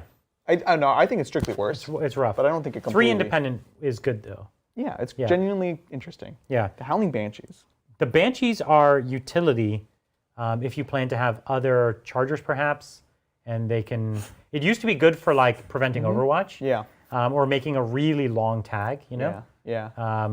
You have to survive. That's always the thing they had a problem with. It's so tough. And there's another case where like min-maxing is better because you know what the best thing about that unit is? The X-Arc. Yeah, right. The X-Arcs are genuinely great, and so like the unit becomes just a blade of ruins for your X-Arc. Yeah. Yeah. But yeah, I do agree. Some sort of like mixed list where you are absorbing some sort of Overwatch, or if you had 1 or 2 big squads that are just blender units, like they're good at killing Chafe just because they have a bunch of like rend attacks. Yeah, and you put them in a serpent. I think you put them in serpents. Like deep striking is a trap for them. That's right. You just have like the mega long charge out. So yeah, I think that could work. Yeah. Here's a naive question. All right. Yeah. Why can't Craftworld Eldar have units of fully Exarchs? Like a whole unit of Howling Banshee Exarchs? That's just not the way the lore works. Yeah. Like Exarchs are genuinely rare. Why can't everyone be a sergeant? But like we have veterans. We have vet squads. An Exarch like is all supposed to be so far beyond a sergeant. Yeah. Like a sergeant is like a first among equals. An Exarch is not like that at all. An Exarch is practically an HQ almost in Eldar fluff. You know what I mean? And they Every teach army the others and they in lead them. All of history has elite squads that are like, we have the best of the best of the best. We made a squad. The problem is that's what this whole unit is. This whole unit is an elite squad. Every one of them is supposed to be special. Yeah. The You Exarch's take your like god next person, level. and you take the god person from over there, and the god person from over there, and you put them in a squad, and they're god people. I think this also like there's a finite number of Eldar in the world that's literally part of their lore. They're a dying race. And of course, if you're humans, sure, you can be like, all right, we all lived long enough. Now we're all veterans. It's like, cool. You're like, what, 50? Yeah. You know? But for the Eldar, this is like millennia upon millennia. And there's just not that many of them. You know? They need a god people squad. They should all just be make god Exarchs people great, squads. yeah. Make them all great. They're all agree. like been training as killers for a million years. All of them. Yeah. Yeah. Like feel an like they should do aspect better. warrior is just, oh God. If you look at some of the games like the old Inquisitor, for example, that really gives a sense for how things are. Like a Space Marine, you like most of the game you play as like humans and Inquisitors, and Right. like you cannot kill a Space Marine. Like if you have a Space Marine in your party, like Artemis is part of the game in Space Marine armor, he is unkillable god machine that would like just spit acid on your face Yeah. and kill you. And in the same vein, like the Eldar are just amazing. Like you can't even touch them; they're so Right. fast, right? And it's hard to represent that in a game of this like lack of fine tune. Well, they did it with the Drukhari, so That's true. let's see it. Let's see it, James. Yeah. Get our craft worlds up there. Thank you, Michael. Have you explained the Variant Human saga to Zach, and how uncomfortable is he with his eventual inclusion? Have a great Friday. That's funny that he hasn't had to read one yet, has he? True. He hasn't. Well, it would be hard for him to, because he wouldn't know where to find it. It's true, because they're normally sent separate. Yeah. That would be even weirder. We should leave like a handwritten note for him that's like, you have to read this at this time. It's in like a fancy envelope with a wax yeah, seal. it's like on vellum and stuff. Yeah. Yeah. I don't know. I think he's a. I don't know if he would bite on that. Zach's really jumped in the deep end here. Yeah. He's got Got to get up to speed with all the weirdness that is this channel. He has to watch it all. It's like 3 hours of total footage if you watch it all. Yeah. Yeah. So Required viewing for any new employee. Yeah. At the company.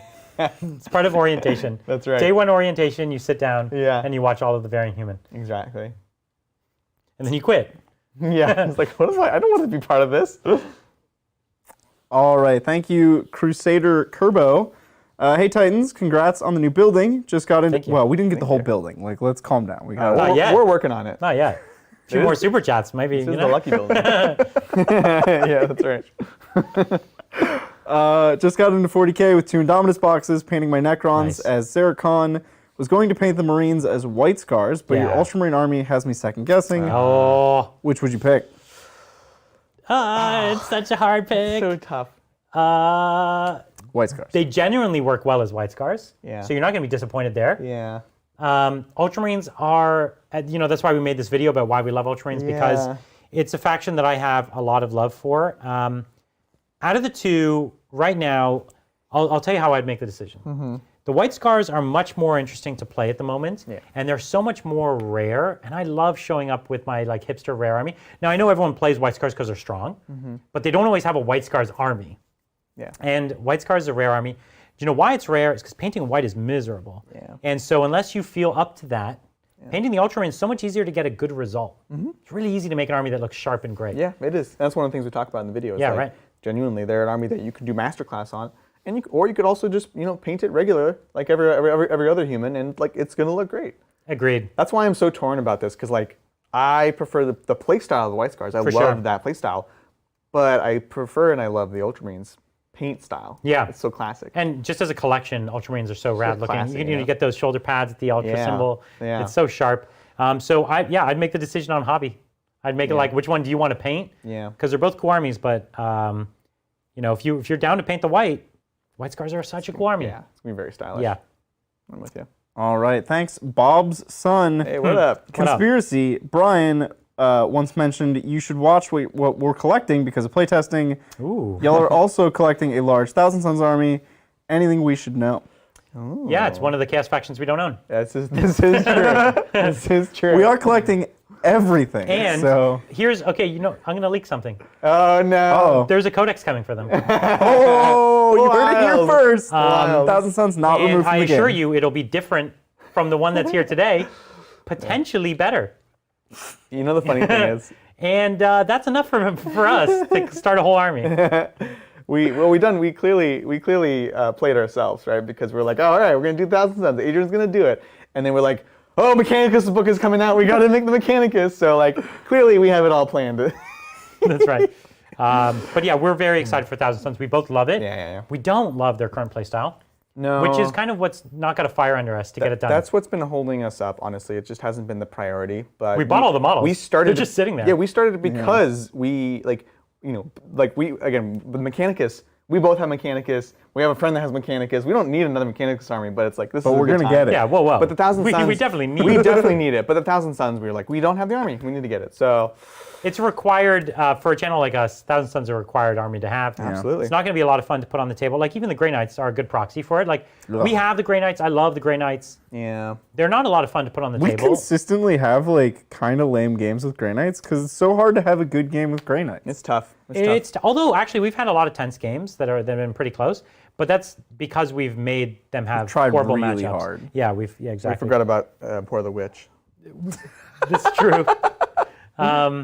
That was just a generous thing to do. That was amazing. You know what I mean? The truth is the Grey Knights needed that. And we were all just like, yeah, that's looks all good. the secondaries we can think of. Yeah, I it's don't know really what tough. we would possibly take. And then Chad's like, you guys are idiots.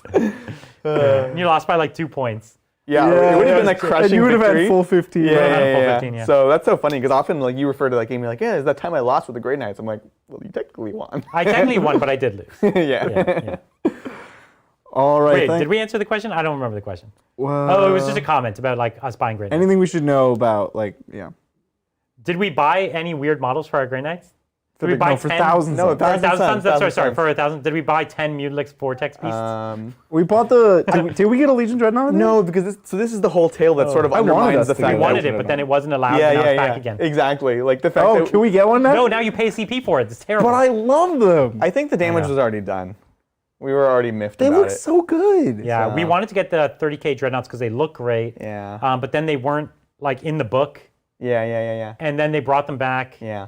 But then they made you pay a CP. Yeah. And they burned us. We're not interested. We've been hurt before. Yeah. But this is why like we try to slip in Armon and Magnus, which are gonna be like that's the coolest part of the book anyways, into like these mixed chaos lists because we feel bad. Yeah. All right, thanks, Michael. Army of Renown idea: Warband of the Broken Aquila, Night Lords, tricks such as sabotaging terrain, premonitions from Decimus, Oh. Decimus, No, Decimus, No, I this think. is cool. Yeah.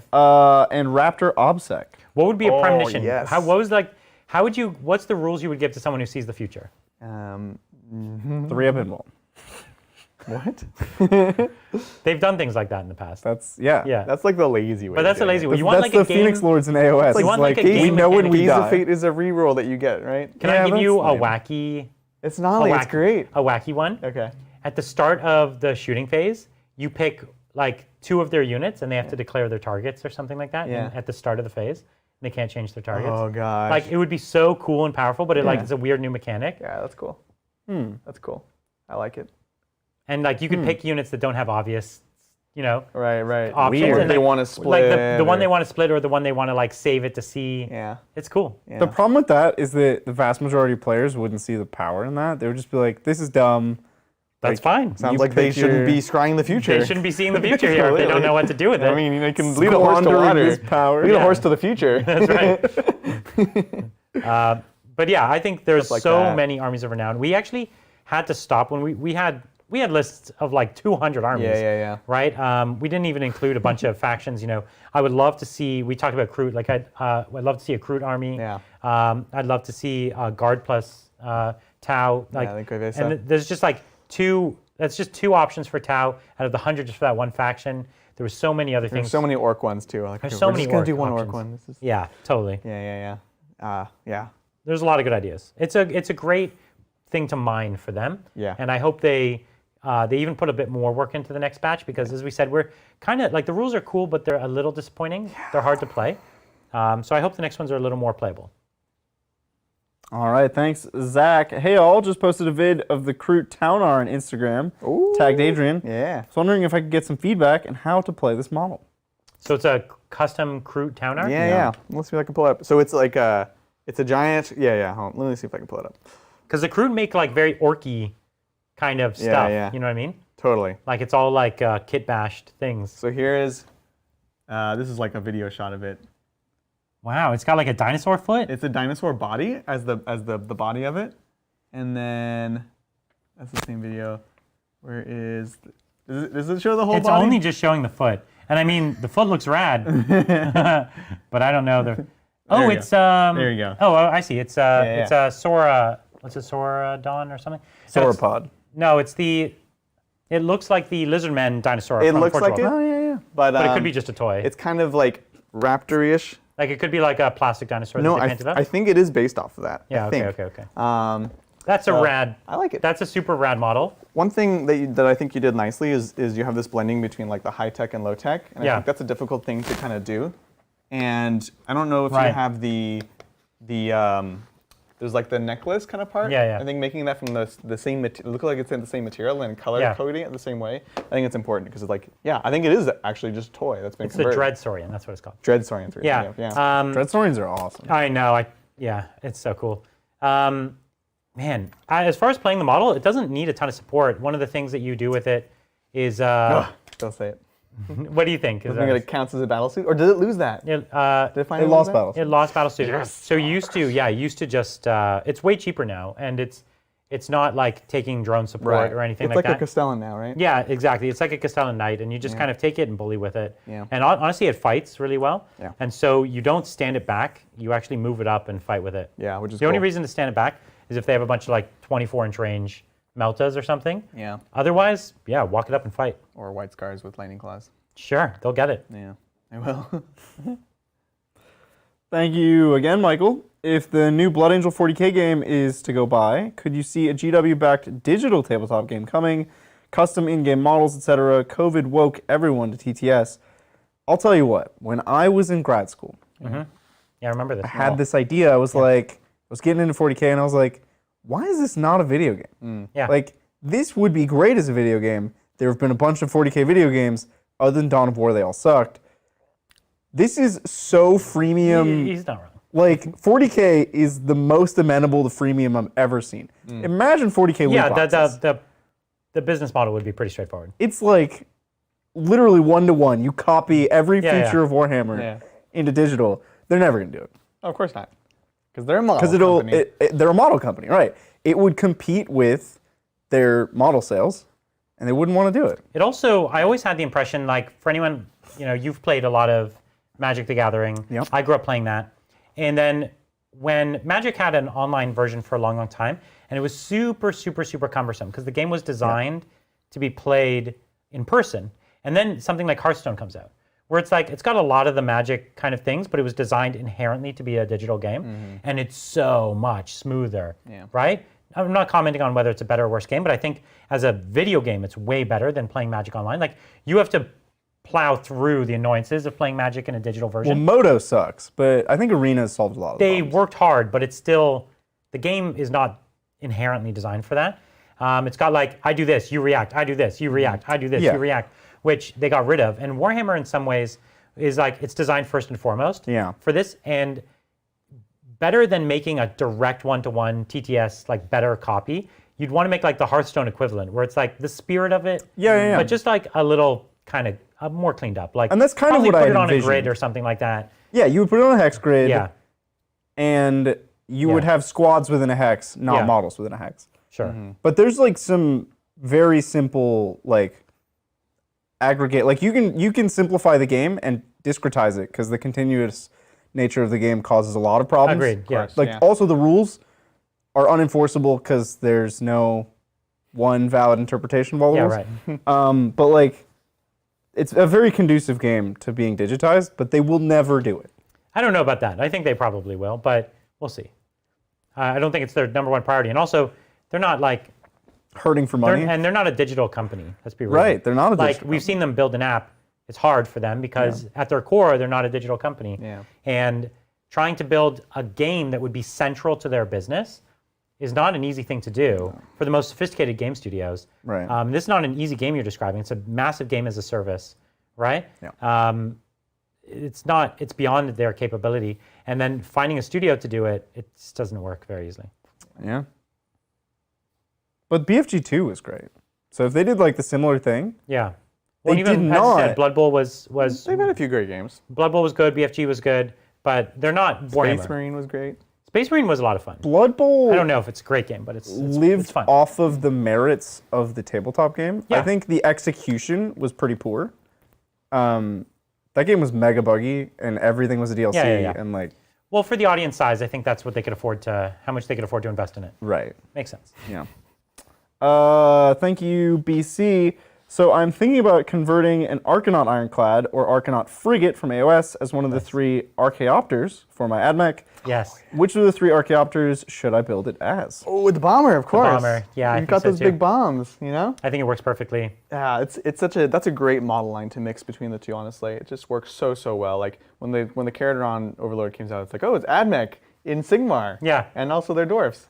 Yeah, absolutely. And the bomber, I think, is actually kind of the best one right now because you can do the bombs infinitely. It still unlocks all the amazing strats, and none of them are really that shooty. I never realized it until I was just trying to read through them because, of course, we're building the army now. I was like, none of them are that shooty, so you might as well take the utility pick, which is that one.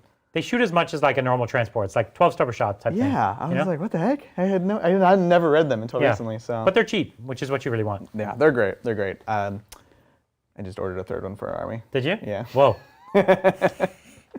You can chaos them out pretty easily. Yeah. Yeah. Yeah. The tough thing is like a lot of the stuff already feels chaosy. Yeah. But I'm trying if to do you just painted it chaos, it's already gone a long way. A lot of it. So I'm trying to like have like the pilot be more like enmeshed in it and like give it like a biological spine along the back and stuff like that. So it's great. It's fun.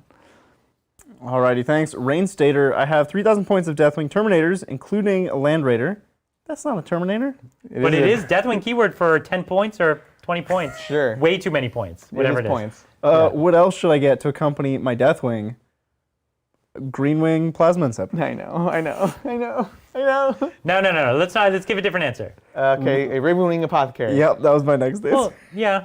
The worst model in the game, the Talon Master. Oh my gosh. Talon Masters are pretty good. Blade Guard. But they're cool. They're just like worse Deathwing Terminators. We're trying to tone it down here.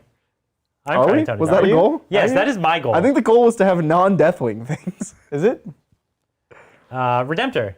That's Deathwing also. Redemptor, that's also Deathwing. But it's cool. But he's got a Deathwing army. I'm trying to add Deathwing. I don't know. Yeah. No, add non-Deathwing, Brian. that what The they goal- want, though? What else should I get to accompany my Deathwing? To accompany them. Attack bikes. Like, and you Multi- don't have to. You don't Green have to go, Wing multi-melted attack, or Ravenwing This is multi-melted Ravenwing. attack. You don't have to go like 9 of them or something, but like even just a couple adds a lot of mobility. It's interesting stuff. Like you're playing Space Marines in the era where you don't know if you're gonna have to go first, right? Yeah. Where Oath of Moment is kind of sucks, you know. So that 1 or 2 attack bikes is great, you know, or land speeder. Well, and that's your whole detachment. Like a Talon Master plus 3 squads of attack bikes is your whole fast attack detachment. Yeah. Right? Yeah, it's Which great. Kind of cool. It's cool. And we liked also infiltrators. Yes, I think infiltrators are great for Dark Angels. Yeah. All right, thanks. Joseph, if more assets equals more win, how would you feel about a Necron Brigade? 2 max warriors, 4 immortals as troops, lots of good elites, and fast attack, but heavy support sucks.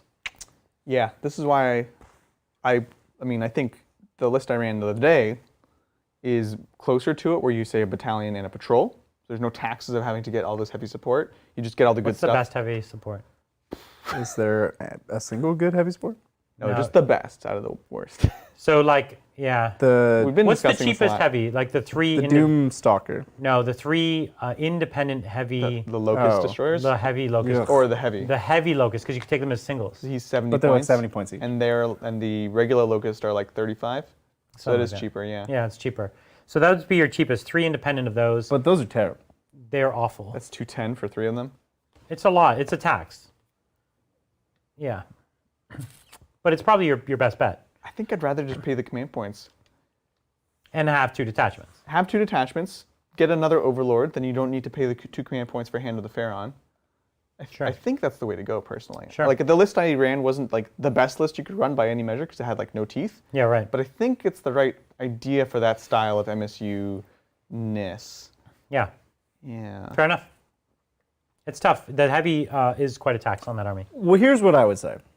Your premise, or you're sort of taking our premise to the next level and saying, like, more assets equals more win. So let me take a bunch of things that aren't warriors. But, like, I would argue the strongest assets Necrons have are their warriors. You only have 2 squads of warriors. And you don't want more. Like, you don't need lots of warriors. The whole problem is that a single unit of warriors, it fills the spot of multiple other units. Right? Like, it behaves like many units. Because most of the time you throw something out on the point, and it's like, I threw a thing, I don't care about losing on the point. Necrons throw their warriors on the point. And it's not that they don't care about losing them, it's that they're not going to lose them. But now they will, because of witches. They will to that one army. And sure, then you need screens and stuff, but that's like a 10-man squad of warriors or something. It's still your screen. Maybe. Or like some scarabs or something. But these are already things we're talking about having. Yeah. So, you're fine. Yeah, I don't know. I'm like so torn between like you lean less into these 20 mans, like doing your work, or you take more of them, right? Like you take a bunch of them. Yeah. Or just like immortals we don't like them as much, but it's 85 for 5 of them. Yeah. And that's much cheaper. We saw in the last game we played them. It was like, cool, I'm gonna put 5 immortals out, 5 immortals out, 5 immortals out, and honestly, I would have been super happy if I had just more immortals to just like step out on the point, keep doing that, dominate. I don't know. That's true. Yeah, something to think about. They need faster OPSEC. That's a fast OPSEC is an army that lives and dies on fast OPSEC. That's why you play the custom chapter. The custom chapter, So and then your your scarabs are scarabs are OPSEC, yeah. And your wraiths. You can have a second detachment that does that. That's true. That's interesting. Right? Because what do you want? You want Novak? Sure. I want Novak in the main, and then put your scarabs, make them OPSEC in the next detachment, maybe. Could be good. Could be cool. You could run a Vanguard detachment so you get a bunch of fast attack. Yeah. Because that's one of the other reasons to run 2 detachments, right? Makes Like, sense. You want more scarabs, more wraiths, kind of, honestly. Sure. Cool. Thanks again, Reuni. Okay, guys, what if I brought my knight army against their full Custodes Dreadnought army? Yeah. Yes. Yes. That guy, you will make his day. That'll actually be a lot of fun.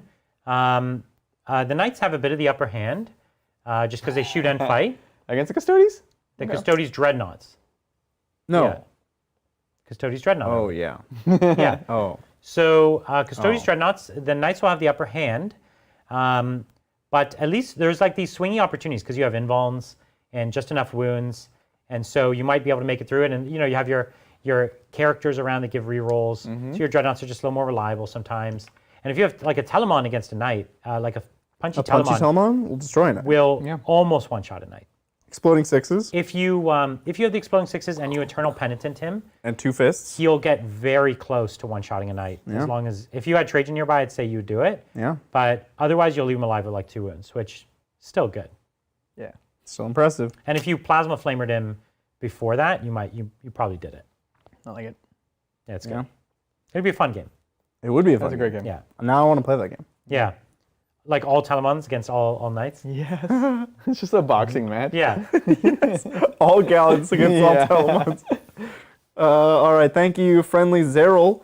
Have a bunch of Death Guard. How essential is it to get a Plague Caster or Sorcerer Terminator to complete the battalion, or just run multiple patrols? It's pretty essential. I think it's really essential, honestly. Yeah, the Malignant Playcaster is an auto take in every single build. Yeah, he's incredible. Yeah. Yeah. The powers are good. They're necessary. Fills an HQ slot. You don't want too many of the other HQs. I think this person does not know that there was an FAQ that lets you take a Demon Prince and a Lord. That's correct. They did fact that, so you can have a Demon Prince and a Lord. So if you don't want to have a Malignant Playcaster, you don't have to anymore. Yep. So that's also viable, but the double cast from the Malignant Playcaster is still good. Like, we would take a Demon Prince and a Caster, and then probably not a Lord. Honestly, yeah. Right? Yeah. I feel it every time I don't take that. I'm like, I want one more power, or he's nice because he's a caster that can just hang back and be throwing out the spells constantly. When Demon Prince can go do stuff. Yeah. And of course, you can convert the model. This is Death Guard. Like, you should convert them. It's actually, you're obligated. you are literally obligated. That's right. Yeah. Almost all of my Death Guard is just from the starter, the Dark Imperium. Yeah. Like, Just convert it up. yeah, my Tallyman was a Bell guy, right? Yeah. That's great. Go for it. All right, thank you, Josu. Hey guys, how's everyone doing? Good.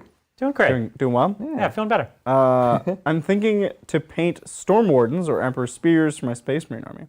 Ooh. Oh, Emperor Spears are great. Do it. That's I don't know awesome. the storm. great. I don't know the Storm Wardens, but I know the That Emperor sounds like a Spears. Sigmar thing. It does sound like a Sigmar thing.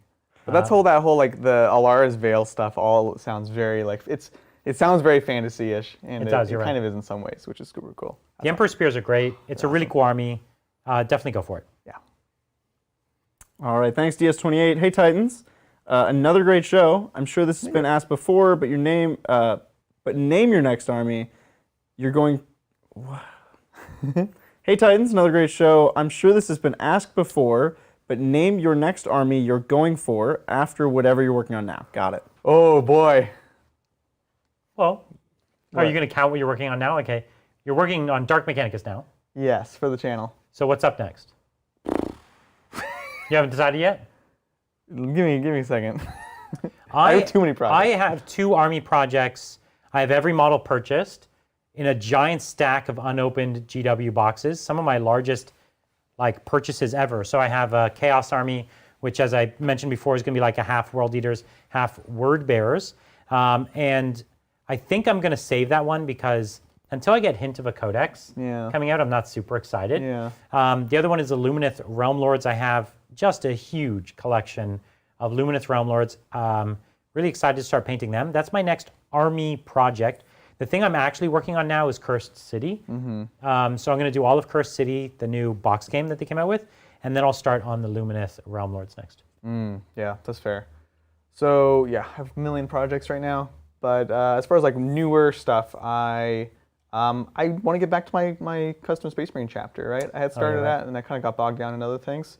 So that's part of it, and then I still have 3 emulators to build and paint for myself, which we got all those new Sisters models, so I kind of beef up that collection. Yep. But Sister's such a great collection. There's so much stuff. What's the next full army? Full army? Probably the Thousand Suns? The Thousand Sons, or I don't know when the Emperor's Children are actually going to get done. I keep being like, I'm going to do them, and then I don't. Probably because of the same reason. But it'll be another chaos. It'll be another chaos. We'll have them. We'll have all of our chaos collections in time for the Codex. You know. Probably well in time for the Codex. No, it's going to be soon. Trust me. I hope it's soon. But yeah, we'll go from having like almost no Chaos Space Marine armies to having like 4 or 5. Yeah. All around the same time. Yeah. That'll be great. Totally. All right, thanks. Rainstater, I play Thousand Sons, Grey Knights, Dark Angels, and Death Guard. Nice. 2 of my armies are weak at the moment. The others OP. Should I play my weak armies, even though it's guaranteed loss in 9th? Ooh. Don't play guaranteed losses. That's not fun. I wouldn't say playing the weak armies is a guaranteed loss. Yeah. I would say playing the weak armies against the strong ones, guaranteed loss. Or In a some cases. highly likely loss. Likely. But So if you're playing tournament-style armies where everyone's doing their best, then it could be almost not worth it. Yeah. But those weak armies can play against other weak armies, and you can have a great game. Or they could play against strong armies if that army deliberately texts downward. Sure. Which we do all the time. Yeah, for me it depends on whatever your context is, right? If you're trying to go play tournaments, I Take like your best army. take your best army. That's a fun Put your best challenge. foot forward. Exactly. If you're playing with your friends, then kind of play whatever you want. Play an even game. Yes. Right. Yes. Try to play the most Yes. balanced game you can, Yeah. and work with your friend to ensure it's the most balanced game you can. That's the only thing that's going to be fun. But at a tournament, yeah, put your best foot forward. Try to have your best showing. And your best foot forward might not always be the strongest army. It might be the one you're best with. Yes. Like that might be your best showing. Like, I would go and play Tau last year, even when it wasn't the strongest, because I could do the best with it. Right. And so that was my best foot forward. Well said. Yeah.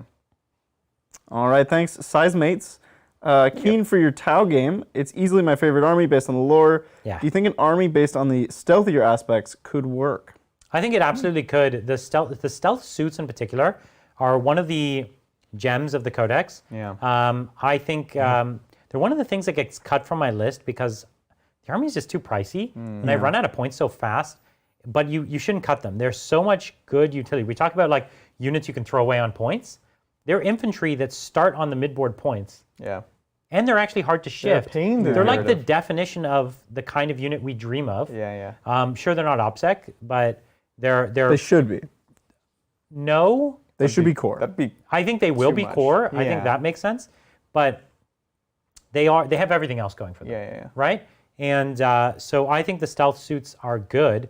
The problem is I like them in min squads. If you're basing the army on it, then you're taking big squads, which is still good, but you're no longer using them for that utility. They're like your shooting unit. Yeah. Which is, it used to be fun when I played with power level. Yeah. Because when you play with power level, you don't pay for upgrades. fusions So they on. all, no, not fusions. You can And only have one. drones. No, you can only have one fusion per like whatever, Yeah. few guys. But they all get the ATS, so they all have one AP. Yeah. Which the burst cannon should have AP to begin with. But That's good. anyways, the ghost kills though, the ghost kills are kind of not right for me. They're very not right. They're an 8th edition unit, right? Yeah. They're like, Even you're in minus 8th 2 to hit. You're like, what? Even in 8th, they were like underwhelming. I mean, he ran one in his list. Your Farside competitive list had a ghost kill. Yes. For character blocking. Yes. Character abuse. Is the For word I'm character looking abuse because of the way character blocking worked, right? Yeah. Because it wasn't the nearest. But that was 8th edition. That's what It I'm was saying. super oppressive, that one. And but that was just one to be mean, Yeah. And the other thing is the Pathfinders are actually good. So the Pathfinders give you access to the Pathfinder drones, which particularly the drones that give minus to charge The range. Pathfinder drones are good. The Pathfinders themselves are terrible. Well, you have to take the Pathfinders to get the drones. So that's what I'm saying. The But Pathfinder. let's clarify, because a lot of people think Pathfinders are good. No, Pathfinders actually have a utility. It's not about their Markolites. It's about the fact that they start up the board. They move up the start And of they the can game, move in the shoot phase. and they have an extra move. Yeah, and Yeah, so that's pretty sweet, actually. You can pinch objectives. Especially, it's like, oh, there's no one on the point. I shoot, clear the point. Now I can move this unit onto the Yeah. point. That's what I'm saying Tau needs. Well, they have it. Well, that's Well, what they have it in an overpriced unit that dies if Grots look at them. Right. How much are they per mile? Do you know? I don't know, too much. They're like 14 17, or 18 14 points? No, I think they're like 14. They're a lot. If they're 14, that's good. They're If more than- 17, that's a tank buster. They're not 17. And are they OPSEC? No, No. they're fast. No. Because I was like, this sounds pretty good, actually. No, they're not obstacle. No, they're not OPSEC. So, yeah. Cool. What I'm Stealth saying is that a stealth army wouldn't have that much teeth. It'd have a ton of utility. Yeah, So you have to find out where's the teeth. Because the ghost kills aren't going to, like, if you think they're your teeth, they're just not. Yeah. Yeah. Not enough. Alrighty, thank you, Daniel. Hey Titans, introducing a friend to Warhammer tomorrow by trying to figure out the details. I'll be playing Tau and letting the friend play my salamanders. Nice. Any suggestions? Cool. Who have you introduced to 40k? Oh, so many people. A lot of you guys have introduced to 40k. I have a funny story related to that, but I'll just tell you. So I've played Warhammer my whole life, right? Ooh, you tell the story. I'll eat some chocolate. Yeah, have some chocolates. Let me regale you. Stay a while and listen. And I, of course, played with my family, and we had the whole setup in the garage. And like, I can't tell you how many times they'd be like, "Oh, you guys gotta play Warhammer. You gotta play Warhammer." But like, it's tough when you're a kid, and if your parents don't understand it, it's like it's expensive, all these things. So it was always so difficult getting my friends to kind of play Warhammer, and we'd come over and play like a mock game between a couple units. Right. And I just couldn't get into it. And then I went to college, and I come back, and my friends are like, "Oh man, gotta play Warhammer. We're all about Warhammer. We got these guys, Reese and Frankie. They moved into Martinez, my hometown." And I was like, "You son of a like," and of course it was like Parsley and like. Yeah, it's like, oh, it's Frontline. There's like the whole, like, the dazzle. But it's also like they had sort of hit the age where they actually were, have their own jobs, spending money, things like that. So it was just this really funny thing. I was like, all these years, I've been trying to show you the light. And then Dang Reese comes along. He's like, hey, you should play some Warhammer. What's up? I'm like, Warhammer. He probably had more of a voice back then. He wasn't yelling at events so much. No, first day I was like, I had so many questions for him, and I didn't ask him until much later. But anyway, that's my story about how I tried to get my friends to play Warhammer as a kid, and it didn't work. But apparently, I tried to get so many people to play. So many people. Yeah. Everyone I've ever been close friends with. I'm like, I play this game called Warhammer. Like anyone I ever met. Yeah, exactly. And they all back away slowly. It's never ever worked once. Yeah. I've never ever. Can't force it. No. If you have to see Warhammer and instantly be like, I want that. Yeah. You can't be like, let me show you this Warhammer. They're like, what's this? It's a game or something? You're like, yeah, but like you have to paint them all for 1,000 hours. Right. And they're all like, let's just play some Smash Brothers. And it's just like, no, but the game's so good. And it's like, okay, now read this book. Yeah. I've tried very hard. It doesn't. I've tried to ease people and we're like, let's play a kill team game or something. Nobody cares. If you're not instantly enamored with the game, you're not going to convert them. Yeah, it's tough. So like, I think it's great that you're doing Tau versus Salamanders, because obviously the Salamanders are advantaged, and just avoid, like, Tau has like some weird stuff like the Overwatch and things like that. So just make sure you're either very clear or you kind of like ignore some of those rules. To be honest, like don't.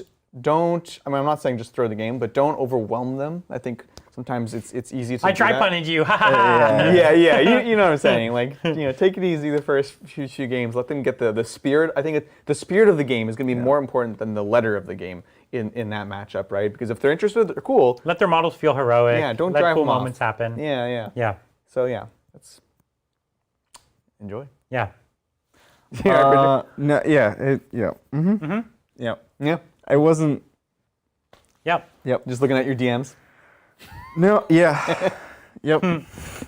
Thank you, Ivan. Just got my hands on the Illuminator for my Novak Dynasty. Just wondering, how should I play the Illuminator with my army? Do you mean Illuminor? No, Illuminator Caesaris. Is it not Illuminor Caesaris? Illuminator, I believe it is. We've got the box right here. Or Illuminera. Might be. It is Illuminor. It is Illuminor. Yeah, but we get the idea. So I accidentally got two, and they wouldn't let me return it. Or they would, but they made me return it at the location that's far away. And I just am so lazy to drive up there. So now I have an unopened Illuminor. Hey, it's a great box on the shelf. It's a rad model. Yeah. But I forgot you had that. Why, you want it? I bought another one for our mechanical army. Oh, okay. We have three of them. But kind of, yeah. It's got some good bits. It does have some good bits. Oh, that's funny. Well, anyways, he goes good with Warriors and Lich Guard. Yeah. In my opinion. Totally agreed. Yeah. It's good. In fact, those are the only things he does anything with at all.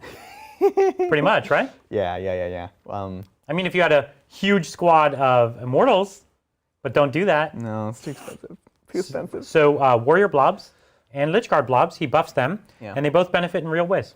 Yeah. This is one of my next Necron projects. Like I said, I have about 40 more Warriors I want to put together, and I want to try it. And I have some Lich Guard, because we haven't done like a ton of Warriors, and I think that's where he's the most interesting. Yeah. Funny enough, that was actually the list I wanted to play next, was all my warriors, which is only, I think, 60. Brian, I'm pretty sure you have a lot of constraints on your next Necron. Yeah. You have so many things. You have to do like 12 different things. Yeah, I agree. But I wanted to play all my warriors with my monolith. I haven't done the monolith in 9th edition because it's a Lord of War and we hate paying Now, for Lord of Wars. Brian, I was on the internet the other day and saw how nice the new monolith looks, and I don't know if I can let you put the old monolith on. He was so upset. He was like looking at it. He's like, It's so much what's nicer. wrong with ours doesn't look, I was like, that's the old one. He's like, what? The new monolith is so much nicer. So I went to buy one. I was going to buy one and have Israel painted up because you know he would. Oh yeah, totally. He would do a make good it job. shine. Yeah. But then I was like, oh yeah, it's a Lord of War. Right. I will literally never play this model ever. I already have one. Yeah.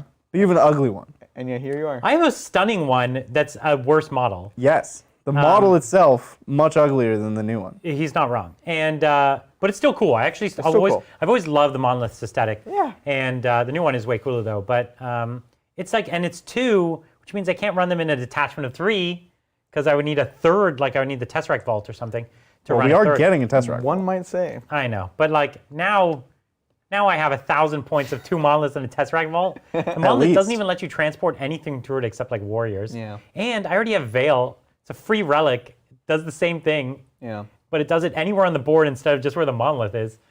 And so now I have this like 400-point thing that one Eradicator kills. And it's like, and I paid 3 CP for it. But it will be a fun goof game, Brian. Wait, are you taking this or are you not taking No, this? I'm going to do it. 'Cause I don't want my monolith sitting on the shelf. Yeah. But it's what's stopping me from buying a second one because I'm just not going to get enough play to like alternate my... Yeah, but then the one time you do play your monolith, at least you'll have the new nice one. I'm not going to do it. I'm pretty sure this monolith would cost me like $800 to have Israel paint. Yeah. So probably. For a model I will never ever play, Yeah. this is not reasonable. It's a bummer. I'll get it. Go for it. All right, thanks, 12 DJ Monkey. Hey Titans, have you considered doing a match where you two take the worst factions and worst lists? Bridger, we got to talk about your socks. They're just socks. What? Because they're white socks? What's wrong with... Oh, that's fine. I think they look like normal socks. I heard just people socks. say that your like fairly tight skin-colored pants look like you're not wearing pants. I have heard that. Yeah. And... I don't know. I think we need not to really a dial up like the factor. white balance, just so it factor looks to me. exactly skin tone. If we get enough And super then- chats, we'll make them wear Enough regular super chats, pants. yeah. All right. Wait, what was the question? Playing the worst, like bad factions. We bad do this enemies. all the time. Well, yeah, that's true. Didn't we play Gene Stealer cults against Orcs? On Saturday, no less. Yeah, I last did. Saturday's game is in the running for the worst Yeah. 2 armies we could build. Because that's what we'll do. We won't be like, aha, we're gonna play like intentionally really, really terrible stuff. We'll play stuff that we think is cool but is bad, right? That stuff was real bad. Yeah, But it made an awesome game. yes, exactly. So like that's the kind of stuff. 'Cause it was equally and we'll bad. do that. We'll do it all the time for sure. We literally do it all the time. We do. We play some pretty bad Because stuff. we play all the armies, and we play like all the models from all the armies. Yeah. And we change it up so regularly that Yeah. sometimes these armies are just horrible from a competitive sense. Yeah. But we make them well matched together, and it's a rad game. It's good Warhammer, you know. Yeah. That's what it's about. I almost missed one. Going back for it. Thank you, Brian. Team Brian here. I own 3 Invictor Warsuits, which I feel can push my Ultramarine to competitive. I have a wide collection. How would you build the other 1.5K? I actually really like Invictors as Ultramarines because of all the redeploy shenanigans. When your whole army can be anywhere that early in the game, let me tell you, as someone who's fought against it, it really messes with you. Yeah. It's really cool. I agree. The first time I played against an Invictor, it had just come out. And it was at LV. I'm not going to give there's a sad story here, but let me tell the good story. Okay. We both immediately went. It was at the Like, do London. tell. It was at the London Grand Tournament. That's right. And it was semifinals, big game, and not bitter at all. And the person had 2 or 3 of them, I think 3, and they had all Phobos army. And as I've said before, you take the Phobos Warlord trait that lets you redeploy Phobos models, and then you can use the Ultramarines stratagem that lets you redeploy a bunch of models, and then you can do this thing that right before the first battle round. Yeah. If you're going first, you can aggressively put everything on the front line. Yeah. And if you're not going first, you can move it all into a more defensive position. Right. And it just screws with your opponent so hard. And again, your HQs are Phobos. Everyone is up the field. Yeah. You're putting so much pressure on. You're like rapid firing right into everyone's face. Turn 1, you're charging. The Invictors You're are exploding. Yeah, the Invictors used to explode for D6, which was rough. Yeah, that was amazing. But nevertheless, like they still punch really well. So this is a cool thing to do with Ultramarines. Yeah, because sadly they're not Phobos. They should be. But that's why the Invictors. The Invictors. That's why only Ultramarines. They got like really, none of the keywords. It's so dumb. Yeah. But this is why only Ultramarines can really take advantage of that with them. I think it's actually one of my I think you can do a similar thing with Raven Guard. No, because you want to do it before you go first. You want to redeploy. You want to alter the deployment state. That's the whole idea. It messes with people so badly. Like you deploy them out in the open, and people get so scared, and then it's like, okay, going second. No, now they're hidden. Yeah. And now they're way out of position, and it's like the worst of both worlds. Right. Yeah. No, it's great. It's a really cool trick you can play, and it really shows the like tactical acumen of the Ultramarines. And like things like incursors and all that combat stuff, you can do cool Ultramarine stuff like Totally. fall back and charge, and you're just getting deeper in an opponent's lines. Yeah, ooh, it's great. I like it. Yeah, me too. Where? Where'd you got lost? Oh, I missed a few. Okay. You missed a bunch? No, not Wow. a bunch. What's a bunch? Bunch is 4? A bunch? Yeah, a bunch is What's a bushel? a bushel is 5. Yeah, I think a bushel is 5. Do we still have? Yeah. Oh, our bet. No, we're good. I got 2 bars. Yeah, we're good. What were we doing? Reading questions. We're gonna make it. Thank you, Casey. Discord members convinced me sisters are my next project and set me up with bits to convert immolators to exorcists. Ooh. Where do I go from 3 pain and piety halves? Ooh, nice. What comes in the sisters half of that? It is great. It's a box of retributors. Okay. Perfect. It's a immolator Okay. and the paladin. You're already I think power that's it. gaming. It's a great box, and maybe it comes with a regular box of sisters too. Which it's are a great. really, really good half. So 3 of those, you have all that you need for both the tanks and the Melta sisters. Get some Repentia. Yeah, the a preacher. Repentia are way too good not to have. You really do need the rhinos for them, or they don't work. So you have to have the rhinos. You can commonly outflank one of them Sure. very reliably, but you at least need a rhino for, if you're taking 3 squads, you need at least 2 in a rhino. If you're running 2 squads, you can get away with 1 rhino. I like always taking the 2 rhinos in case, and then worst case, I just don't put them in there, right? Yeah, and you could always put something else in the rhino. Yeah. 1 Imagifier. Yeah. You don't have to overdo it with them. Obviously, Candace's. Yeah. but, Does that come in the box already, or it's a new character that comes in the box? It's the new character. Yeah, you could convert them. You into convert them. That's convert right. into a So Candace. you don't need that. Yeah. But that's the main things, right? It's Celestine. You're playing this army, yeah, you got gotta have a Celestine. Yeah. and I would always dare everyone to do like a custom Celestine. Like she's a cool model, but you could do better. That's right. Yeah. I like it. Yeah. And then I like a couple jump pack units. Obviously, I do just naked Seraphim, but like Zephyrim are amazing. Yeah. Something to just kind of play the mission while the rest of your stuff is running around killing. It's an amazing army. Oh, it's a great army. It's so good. Cool. Hey, bud. How you doing? Thank you, LaRosen. How do y'all balance playing conservatively yet still maximizing efficiency from an Invictor's 12-inch Incendium cannon, playing as Salamanders with +1 to win? That's a good question. Don't throw it away. Yeah. That's the instinct with that model, right? Is to Right. throw it away. So we just talked about a list that can go all in. Most armies cannot do that, right? The Invictors are going to be out on their own. Yeah. So you have to be, you can't throw it away. Probably don't do it at early game. Often hide them. Like don't use that just because an ability is there, don't feel like you have to use it. This is a very common mistake in Warhammer, just in general, right? Just because a unit has guns Just doesn't because mean it you have like to use can them. deep strike, just because it can advance and charge or whatever. Yeah. Yeah. That's the problem. This model is not defensive at all. Yeah. It's fairly pricey, and it's hard to get your points back for it. It has to get into the right target, Yeah. often both with shooting and combat. That's never going to be the first turn because they screen it. So it's going to come in, kill whatever their screen thing is, and then you lose it, and then for what? Yeah. For nothing.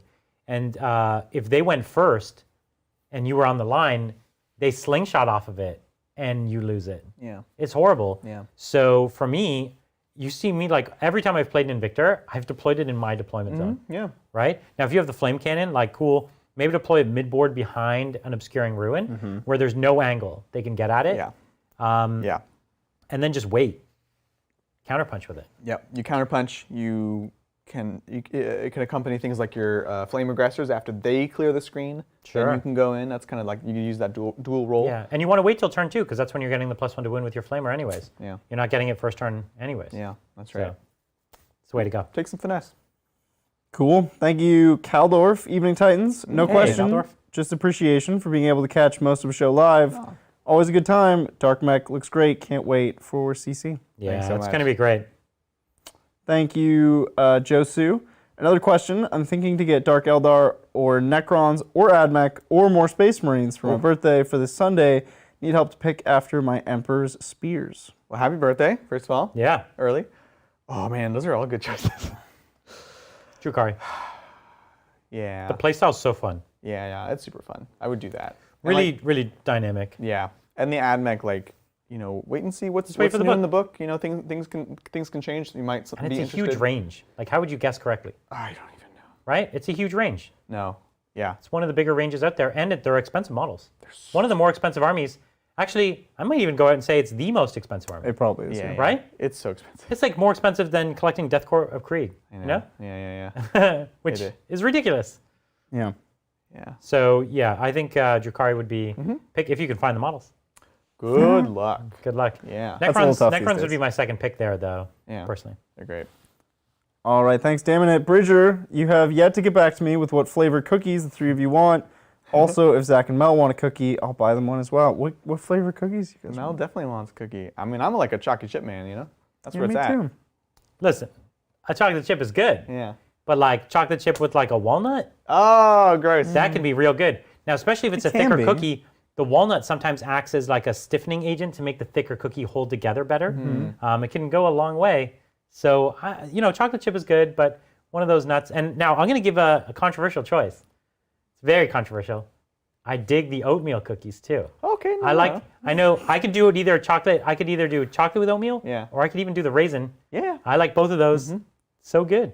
I get on board with that. That's Yeah. not my first choice, but like it's definitely a choice. Okay, I respect it. If I'm going to a new cookie place, I will often if I never want to be disappointed, I'll always go with the oatmeal because at least it's always going to be like soft and pretty nice. Yeah. Whereas if you make a bad chocolate chip cookie, it's like it can be really bad by comparison to like the mountaintop of amazing cookies I've had. Yeah.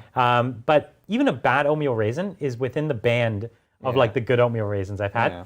So it's a lot harder to be disappointed. So it's a go-to cookie. That's fair. Yeah. We could talk more about cookies if you want. Thank you, LaRosen. Here's a super chat for the good talk without pants. That's right. Cheers.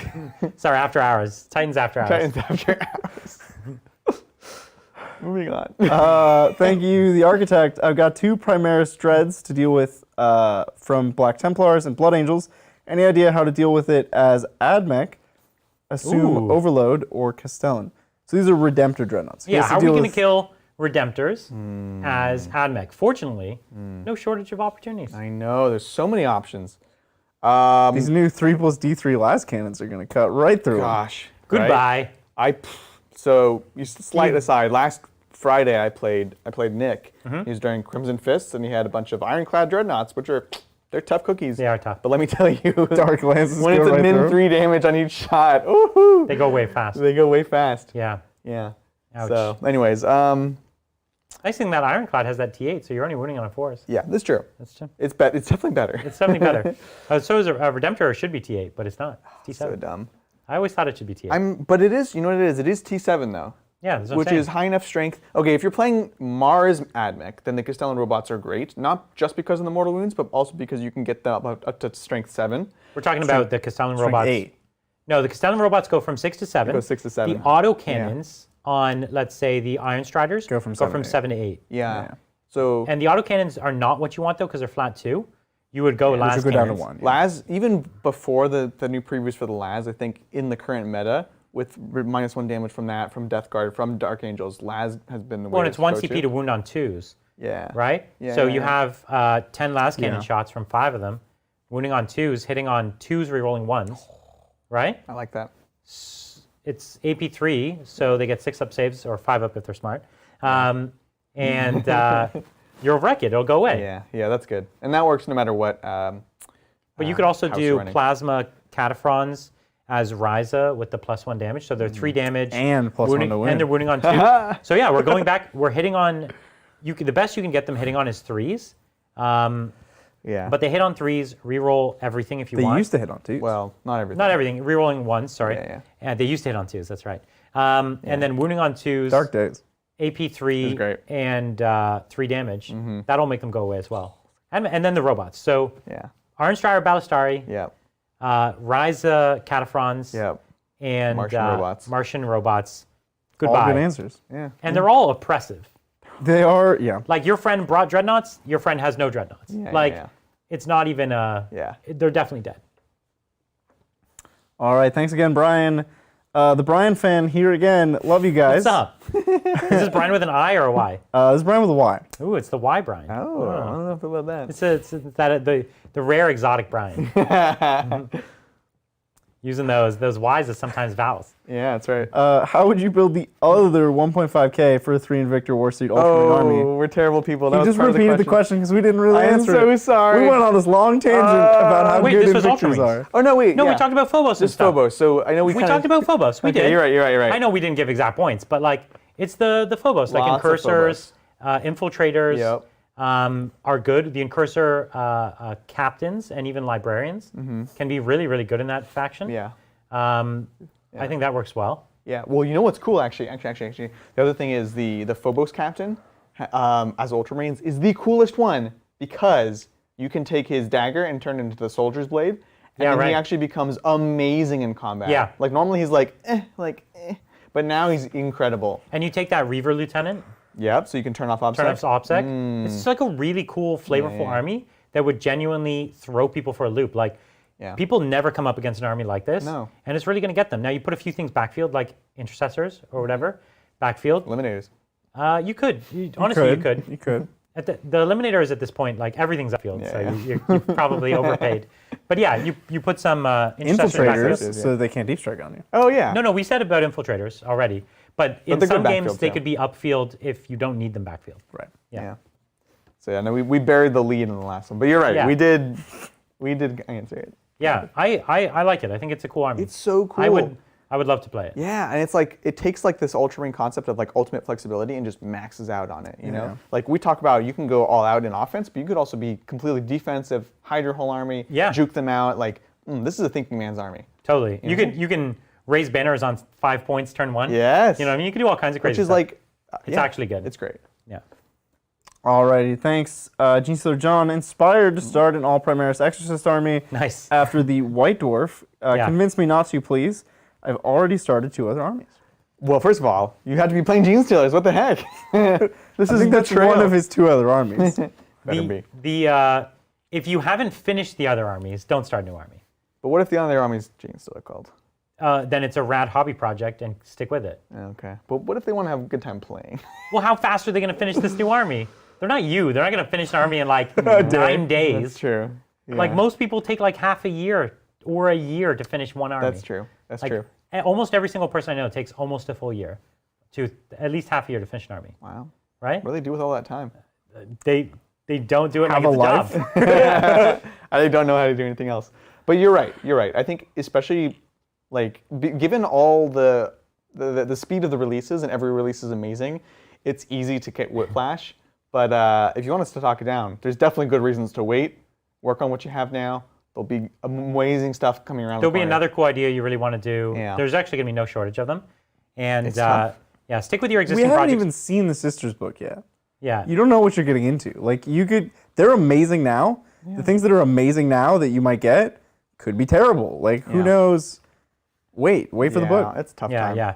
I definitely don't start a new project until you finish your previous one. I'm really, I don't like that. It's not good. Yeah, it's really. Let me tell you, it's a bad idea. Well, and you can somewhat manage it because of the pace you put in on it. Yeah. I work constantly. Yeah, exactly. Like I go home and I work on this for fun. And you've worked as a professional painter, and so like making deadlines and doing a lot of projects at once. That's like been a part of your life. Yeah, that's true. not how most people do this. They don't do it as an actual job. Yeah. It's a hobby. Yeah. All I'm right. glad we do because I would try to do it regardless, right? All All right, last one of the night. Thank you, Magnus did nothing wrong. Sorry to keep you up late, dudes. My boy is playing his Craft World for ACO, but he likes hard mode. What do you think of a 10-man block of Wraith Blades? Do they really get a 3-up invuln with Protect and Shields? They do indeed. Yeah, they do. They are surprisingly durable. It's actually one of the coolest things in the book. It's so cool. They just don't hit as hard as they should. And they're slow. They don't hit at all. Yeah. Yeah. They look like they should be really scary. And they're not. And they're just not. They're like, watch out. I might hit you. I missed. And if I do, it's not even going to be that bad. Yeah. 10 is a lot of points. Can you even fit them in a transport? No. That's the biggest downside. Because they count as You can 2. fit 6 in a transport, right? Yeah, I think so, yeah. Yeah, because it holds 12. That's true. I usually put like a support character with them. Like we've run them as 5, and it's actually been great. It's a real pain in the butt. The 10, the problem is you basically need to rely on warp timing, quickening them up. Yeah. Which is not terrible, but I think usually because you're playing Craft World, which is already playing on hard mode, you usually need to quicken something else. So and you don't need a tactic that relies on a spell not failing or being dispelled. Yeah. Eldar loses so many games when they rely on a spell. Yeah. Right? Yeah. And sure they have all the ways that at least you can cast it now, but how many armies have a 4-up deny? Or a 3-up deny? Or just like denies with +2? Yeah. Or you know what I mean? Make you cast on 1 dice. Yeah. Yeah. So yeah, I like a smaller squad, multiple small squads. Multiple squads, yeah, that's great. Then you can't buff them all though. No, but again, see, column A, where we talk about how you play Warhammer in phases right now. You phase it, exactly. That is exactly the answer. So. You don't have to put them all at once. Yeah. It's like, oh, you just took a turn and a half to deal with this small squad. Yeah. How about another one? Yeah. When you have even less assets now to deal with it. I think it's really interesting. I think it's cool. Yeah. Yeah, but definitely playing Eldar is already Warhammer on hard mode. For sure. You can't do anything in there that'll... There's no easy mode. Yeah. Even when the army was good, it was still a hard army to play. Yeah, that's true. That's true. So it's always hard mode. Yeah. Well, thank you so much. It's felt like a long night, hasn't it?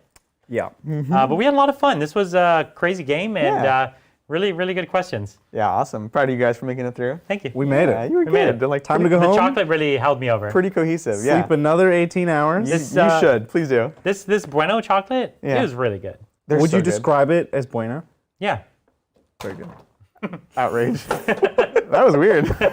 Anyways, thank you for joining us on The Good Talk. We'll catch you guys next time. We have an exciting game again on Saturday. The Tyranids versus the Tau. It's going to be really cool. We'll see you there on the tabletop. Bye-bye. Bye.